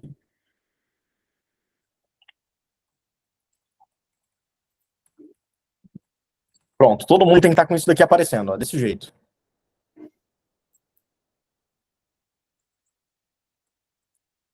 Faz aí, Gabriel. Agora ele pode copiar meu código, né? Simplesmente aqui. O meu cara, foi o meu também. não tá aparecendo. O meu não tá aparecendo. Eu fiz exatamente a mesma Você coisa. fez aquilo de importar o arquivo, do jeito que eu falei, ó, fazer upload para a sessão. Uhum. Aí ele vai E tem que aparecer. botar o DF no final, Gabriel, que eu esqueci disso. Aonde? Pode ler? Você dá Sim. Enter e bota um DF no final. Ah, porra. Na linha de baixo. Poxa, Isso. já tá gravado, né? Agora foi. Eu esqueci Ó, disso também. Vocês podem fazer duas coisas, eu vou ensinar para vocês, tá bom? Vocês podem fazer duas coisas. Ou vocês podem, eu vou até apagar essa linha aqui e vou fazer uma nova. Ó. Vocês podem fazer df igual pd.read Excel. E aí aqui, ó, vou colocar a nova base de dados, que é essa atende, né? Atende.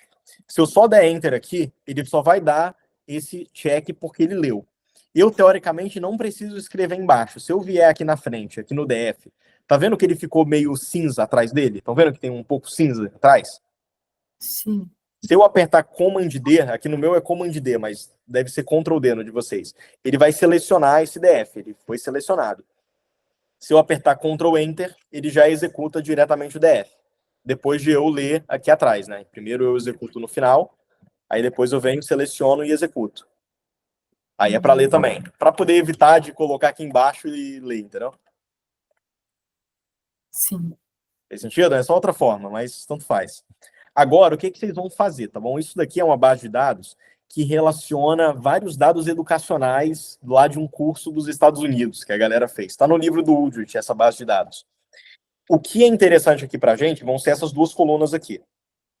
Command MB é a coluna que tem esse term GPA, vocês vão achar aí, ó, term GPA, esse cara aqui, e a coluna que tem o ATNDRTE. Olha que nome horrível de variável, esse cara aqui. Vocês já devem ter identificado, né? Term GPA e ATNRDE. O que é isso? Esse term GPA é uma nota padrão que vai, se eu não me engano, de 1 até 4, ok? menor valor 1 e maior valor 4, que ela diz o aproveitamento dos alunos, né? O quão bem os alunos foram no curso. Então, um aluno que foi excelente, ele ficou com 4, um aluno que foi péssimo ficou com 1. Basicamente é isso. E esse cara aqui, esse ATNDRTE, é a frequência do aluno, com o percentual de vezes que o aluno foi para a aula. Então, esse cara aqui, 4, ele foi 100% das aulas. Esse cara foi 96. Teve um cara aqui que foi 43. Estão vendo? Então, a gente vai fazer agora esse gráfico aqui, né? Essa ideia, fazer tudo, essa dispersão também, rodar o modelo, para poder ver a relação, né, da frequência do aluno. Então, a frequência ali, que é esse cara, vai ficar no eixo X, e a nota dele, que é esse term GPA, vai ficar no eixo Y. Mas antes, a gente vai mudar o nome dessas variáveis, porque esses nomes aqui são horríveis. Então, o que a gente vai fazer? Primeiro, vocês vão colocar uma hashtag aqui na frente, desse jeito. E aí, na hashtag, vocês vão colocar term GPA, 2 pontos. Aí, vocês vão colocar um nome que é melhor. Então, vocês vão colocar notas. Vai colocar assim, né? Porque esse GPA é notas. E esse ATNDRTE, vocês vão colocar 2 pontos, frequência do aluno. Tudo bem? Todo mundo faça isso. E aí eu também vou colocar aqui uma aspa simples no final e uma aspa simples aqui. Isso tudo é código comentado, por isso que tem esse hashtag na frente, mas vai ajudar a gente a fazer o que eu quero que a gente faça. Então a gente vai, nesse DF, nesse data frame aqui, a gente vai renomear essas variáveis. Então a gente vai dar df.rename. Ó, ele já até, olha só que legal, gente, ele já até sugeriu o autocomplete aqui. Estão vendo? Cara, isso daqui é demais. Eu vou aproveitar esse autocomplete. Ele deve ter feito no de vocês também. Todo mundo conseguiu pegar um negócio desse? Uhum. Por que tem esse autocomplete? Deixa eu explicar para a Gabriele também, que chegou um pouco depois.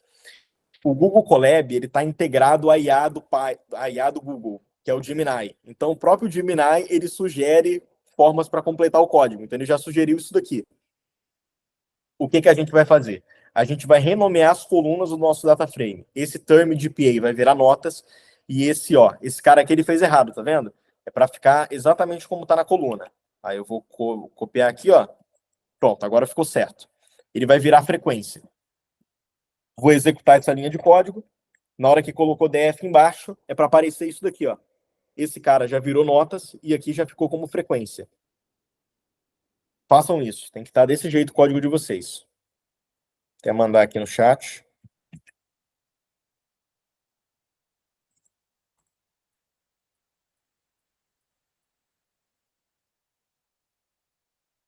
Tem que estar assim.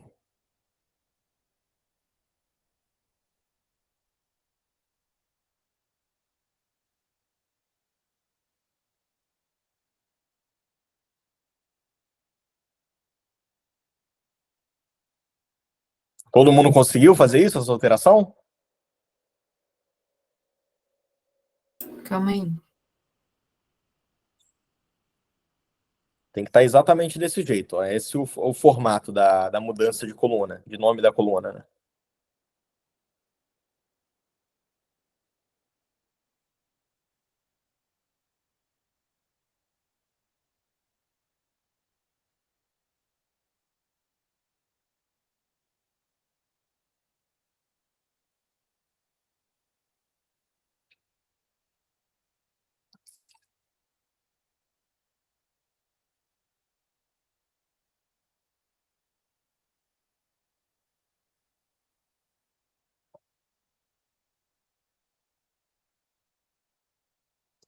Quando conseguirem aí, só me falar.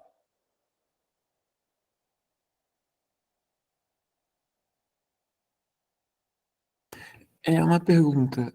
Pode falar, Gabriel. Ali no, depois de colunas, não poderia botar parênteses, né? Tem que ser essa meio que chaves, né? Isso, exatamente, chaves. É isso mesmo. É isso mesmo. Isso daqui é uma estrutura do Python, eu acabei não falando disso no começo, chamado dicionário. Então, um dicionário, ele sempre relaciona um termo ao outro. Então, o que eu estou fazendo aqui? Eu estou relacionando esse nome, né? Sempre quando tiver duas aspas simples, a gente está falando de uma string, o nome. Que é um nome, tipo, João é uma string no Python, né? Se eu chegar a colocar assim, João, que representa um nome, né? Se fosse um número, não teria isso, né? Então, eu estou relacionando esse nome, term GPA, com notas, aí eu dou uma vírgula. Aí agora eu estou relacionando esse ATNDRTE com frequência. Isso daqui é só para a gente melhorar o nome das variáveis. E aí só tem parênteses aqui no rename, que é esse na hora que abre e na hora que fecha no final. Se vocês colocarem exatamente assim, vai dar certo. O meu foi. Foi, né? Aí vai aparecer desse jeito, notas e frequência, no lugar das outras variáveis. É muito importante, pessoal, que vocês guardem esse código aqui, porque é comum nas análises, na hora que vocês estiverem, por exemplo, com a base de dados, que o professor deu para vocês. Aí a base vem com esses nomes zoados, vem com term GPA e vem com ATNDRTR, um negócio horrível. Você já vai e renomeia para a variável que você está se referindo, porque fica muito mais fácil trabalhar com notas e frequência, por exemplo. Né? Agora, o que eu quero que vocês façam? O data frame de vocês já foi alterado para isso. Então, se vocês procurarem por termo de PA, não vai aparecer, porque agora o nome dele é notas. Eu quero que vocês façam isso daqui de plotar, fazer o scatter plot desse jeito, e depois fazer, rodar o modelo, igual a gente rodou aqui, né, para poder ter essas estatísticas no modelo, e no final gerar esse gráfico que tem já a reta de regressão e que tem a equação em cima. Vocês têm que fazer isso para essa nova base de dados, né? Para esse cara aqui da frequência. Lembrando, né? Só para confirmar. No eixo X, que é a variável explicativa, a gente vai ter notas. E para o eixo Y, que é a variável dependente, desculpa, falei errado, a explicativa é a frequência, né? A gente quer explicar as notas com a frequência. Então, aqui é frequência. Aqui no eixo Y, que é a variável dependente, é notas. Então, é isso. O nosso resultado esperado é que seja uma relação positiva entre as duas. Quanto maior a frequência, maior a nota do aluno. É o que a gente espera, né? Só que aí vocês vão conseguir realmente só fazendo o modelo de regressão para poder verificar isso. Isso que você está fazendo, nomeando o eixo X e o eixo Y, é tipo, uma coisa que você está fazendo. Não está no gráfico quem Isso, vai fazer o quê. Entendi. exatamente. Tudo, ó, isso aqui é importante, Gabriel, isso que você falou. Tudo que tiver com hashtag, isso daqui não é código. Isso daqui é uma referência para o programador saber o que ele está fazendo. Uhum. Então, são essas hashtags. O que é código é isso daqui, é o que não tem hashtag. Isso daqui o Python entende como código. Sim, Então, entendi. sempre coloca hashtag para poder simbolizar que você está só fazendo um comentário. Essa é a ideia. Aí façam isso, né? Vocês têm que gerar esse gráfico aqui de dispersão, rodar o modelo e ter essas estatísticas e gerar esse gráfico final. E vocês podem se apoiar no código anterior, que vocês fizeram no exercício anterior, para fazer isso.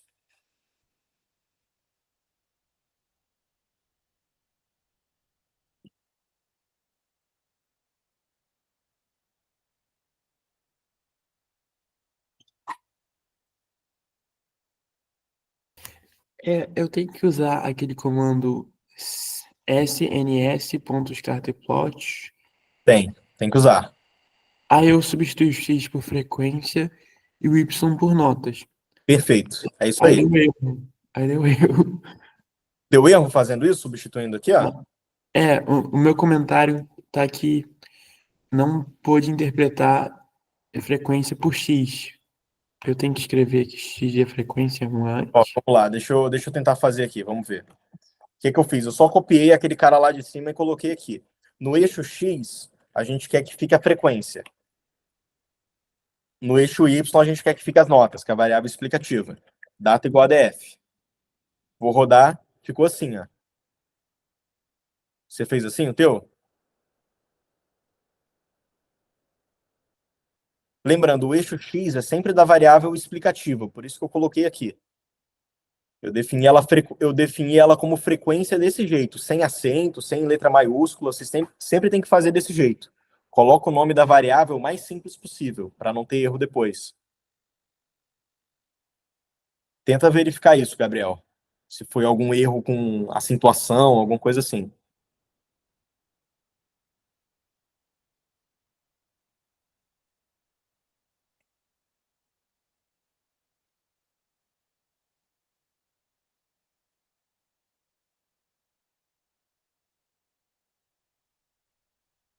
Eu não sei se é uma pergunta, tipo assim, Fala aí. porque o seu tá no modo escuro e o meu tá no modo claro, mas, tipo assim, no céu ficou amarelo ali atrás, antes do X. Isso é um colchete, um parêntese, eu não consigo ver. O meu tá azul. Ah, isso aqui é um parênteses. Isso aqui é parênteses. Ah, então não sei o que tá dando errado no meu. Consegui Parênteses. fazer aqui. Conseguiu? Você conseguiu fazer tudo, Gabriel? Esse gráfico, o Ah, modelo da... eu consegui fazer esse gráfico, esse primeiro aí. Isso. Perfeito. Você fez esse gráfico. Agora eu quero que você rode um modelo de regressão, Tá. que é usando isso daqui, que coloque as notas como variável dependente e a frequência como variável explicativa. Lembrando, Tá. a dependente é sempre a que está à esquerda do tio. Essa daqui é a dependente. A explicativa está depois. Então a gente pode colocar várias explicativas depois. Quando a gente for ver regressão linear múltipla, você vai ver que vão ter várias explicativas aqui. A gente vai sair colocando mais várias coisas. Tá. Sabe? A gente vai fazer isso aqui. Por enquanto, como é só uma, é desse jeito. Você vai usar esse João, deixa eu código. perguntar aqui, cara. Falei. Eu consegui rodar o modelo, consegui ter as informações e eu tô um pouco aqui na dúvida. Aham. Por exemplo, eu achei aqui os interceptos, 48 e 2,95. Certo. Para fazer os scatterplot. Scatterplot é o quê? É o SLO. Não, o scatterplot, ele é o gráfico de dispersão. Então, esse gráfico aqui que a gente acabou de fazer é só um gráfico de dispersão entre uma variável e outra. Não tem modelo nem nada, isso daqui. Ah, sim. A gente só está mostrando, olha, na hora que a gente faz um gráfico relacionando essas duas variáveis, você vê aqui, né, que valores mais baixos de frequência, eles estão aqui, né, com notas menores, e na hora que vai para a galera que tem frequência acima de 80%, tem um pessoal aqui que começa a ter 3,5, 4 de nota no exame. É só isso, aqui não tem modelo nenhum. O modelo começa depois que você roda aqui, né, você faz um modelo, e aí você gera o gráfico com a reta de regressão, que é a reta de previsão, digamos assim. Perfeito. Tá.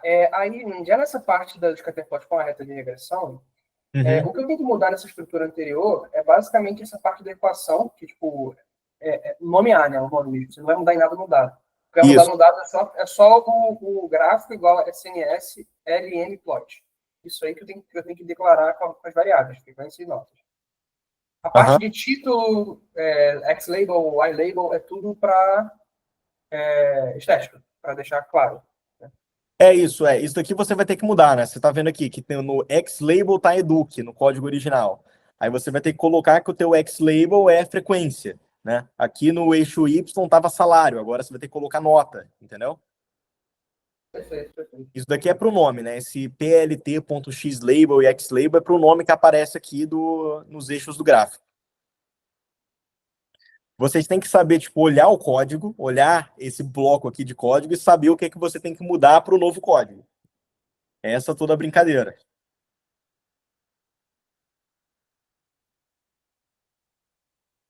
Conseguiu rodar um modelo, Gabriel? Sim, a regressão sim. Ótimo. Deixa eu ir Mas fazendo. deixa eu comparar com a sua para ver se está certo, que parece Beleza. que os números ficam estranhos. Vamos lá, então vou rodar aqui agora o modelo. Aqui é notas e aqui é frequência. Tá aqui, ó. Tá aqui, ó. Deu isso. Tá igual, tá igual. Tá igual, né? Boa. Agora vai lá para fazer o gráfico com uma reta de regressão, né? Fazer com o scatterplot com a reta de regressão. E não, deu diferente. Agora que eu tô Deu vendo. diferente os coeficientes? Não, deu O 40. intercepto e notas. Ó, se atentem nisso daqui. Sempre na hora que vocês se colocam, né, smf.ols, aqui na parte esquerda é a variável dependente. É a que a gente quer saber, digamos assim. Aí o que a gente quer saber são as notas, e a gente vai usar como explicativa a frequência. Eu fiz ao contrário. Isso, foi isso. Então foi isso. Sempre as explicativas, são várias explicativas que a gente vai usar na regressão linear múltipla. Aí a gente vai sair colocando mais aqui, vai sair somando coisa. Então sempre o que está aqui na esquerda, ele fica isolado, é só uma dependente. E aí a gente coloca várias explicativas. Só vocês inverterem as duas, né, trocarem as duas, vocês vão ver que vai chegar nisso daqui. 062 e 002, né? Isso, 0.62 e depois 0.02.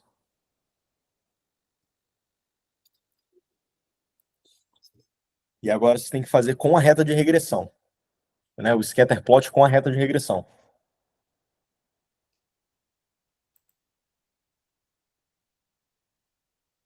Agora foi. Mas aí eu não entendi, tipo, porque você tinha dado que o X vai ser notas. E o Não, na Y verdade, frequência. não, é isso daqui, ó. O que eu coloquei foi o seguinte. Aqui eu coloquei só para a gente saber o que fica no eixo X e no eixo Y, né? Uhum. No eixo X é sempre a variável explicativa. Então, a variável explicativa é a frequência. E a dependente são as notas. Então, isso daqui quer dizer o quê, né? Essas duas hashtags aqui.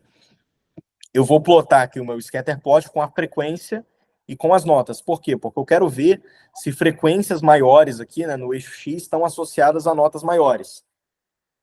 Uhum. Sempre a nossa dependente fica no eixo Y. Então, o que você colocou aqui no eixo Y, a notas, aqui variável dependente. Só escrever aqui, dependente. Aqui, quando você vier para colocar no modelo, vai estar à esquerda. Aqui é sempre variável explicativa, né? Posso até escrever aqui, variável dependente, desculpa, dependente. Aí tem um til, variável explicativa. É assim, ó.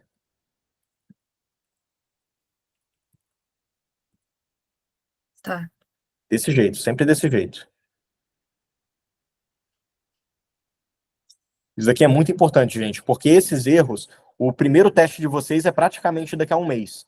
Mas vocês não fazem questão a quantidade de gente que zera o teste, que erra o teste, porque roda o modelo errado, porque se confunde, né, para colocar no lado, né, de qual é a dependente, qual é a explicativa. Então, a hora de errar é agora. Melhor momento para errar é agora mesmo. Uhum. Sempre assim, né? Variável dependente à esquerda e as explicativas à direita. Igual a equação. Tentem lembrar da equação que a gente faz, né? Isso daí é muito similar à equação. Ô, Posso João, tu consegue mostrar o teu gráfico já com a reta da regressão? Posso? Deixa eu colocar aqui. Você conseguiu gerar o teu gráfico? Consegui. Boa. Então vamos lá. Vou pegar esse cara aqui e vou usar como base para poder fazer. Opa. E também uma outra pergunta nesse meio tempo.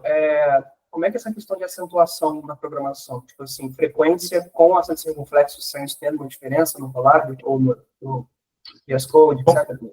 Vamos lá. De preferência na programação, sempre a gente vai evitar usar letra maiúscula, acentuação, etc. De preferência, tá bom?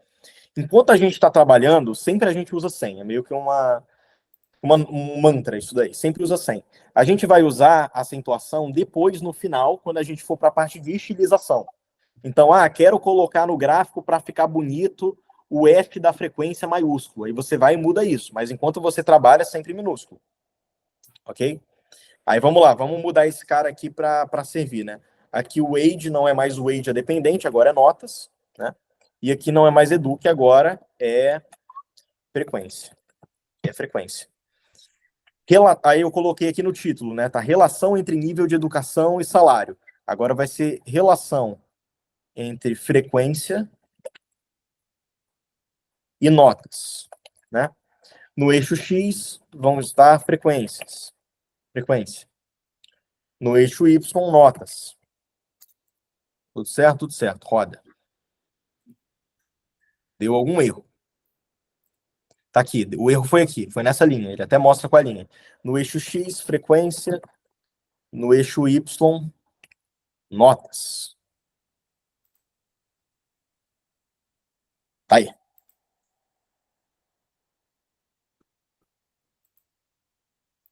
Já tá o gabarito aí.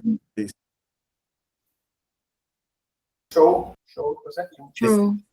Show? Conseguiram fazer? Eu brinquei de mudar a cor, botei no purple. Vocês têm que conseguir olhar para o código desse jeito e saber exatamente o que você tem que mudar. Sacou? Aí, qual é a parte de estilização aqui, pessoal? Parte de estilização é, por exemplo, o eixo X, ó. Essa parte plt.xlabel. eu coloquei frequência, é tudo minúsculo e sem acento, mas eu poderia colocar um F maiúsculo e aqui eu coloco um acento circunflexo. Na hora que eu rodar, já vai estar, ó, F maiúsculo com acento circunflexo. Aí no final que você vai se preocupa com isso de estilização. Mas é para vocês chegarem nisso, ó. E esses coeficientes 0,62 e 0,02 é justamente o coeficiente que está aqui, ó, no modelo. Todo mundo conseguiu fazer isso? Aham. Pô, que bom, galera. Vocês não fazem ideia, ó. Deixa eu parar de compartilhar a tela aqui. Vocês não fazem ideia do quanto isso que a gente viu hoje é importante ao longo do curso de econometria. Que vocês vão fazer isso sempre.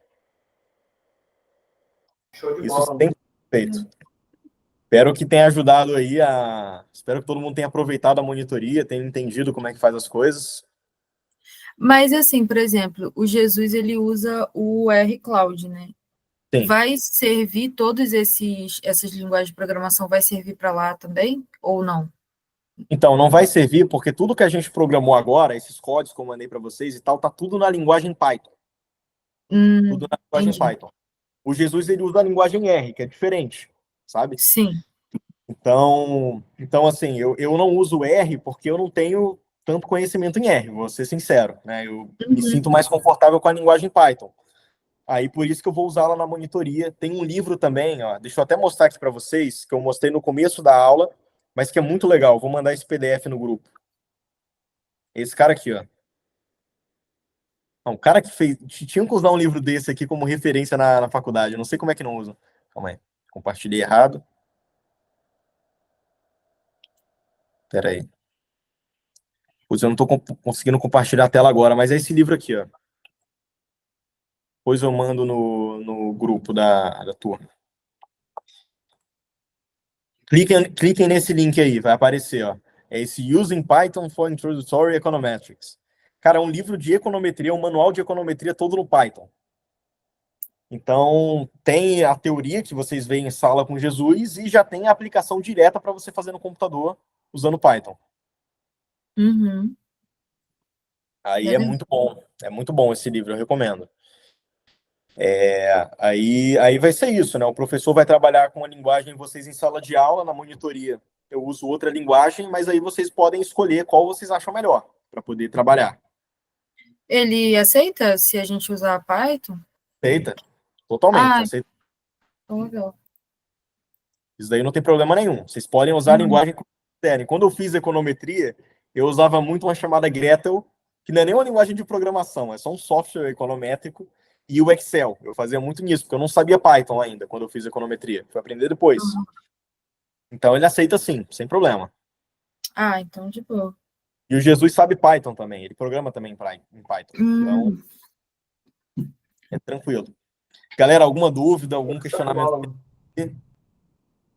Não. Semana que vem, né? De novo.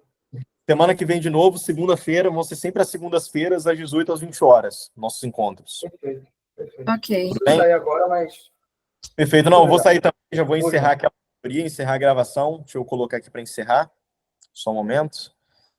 Cadê? Para a gravação.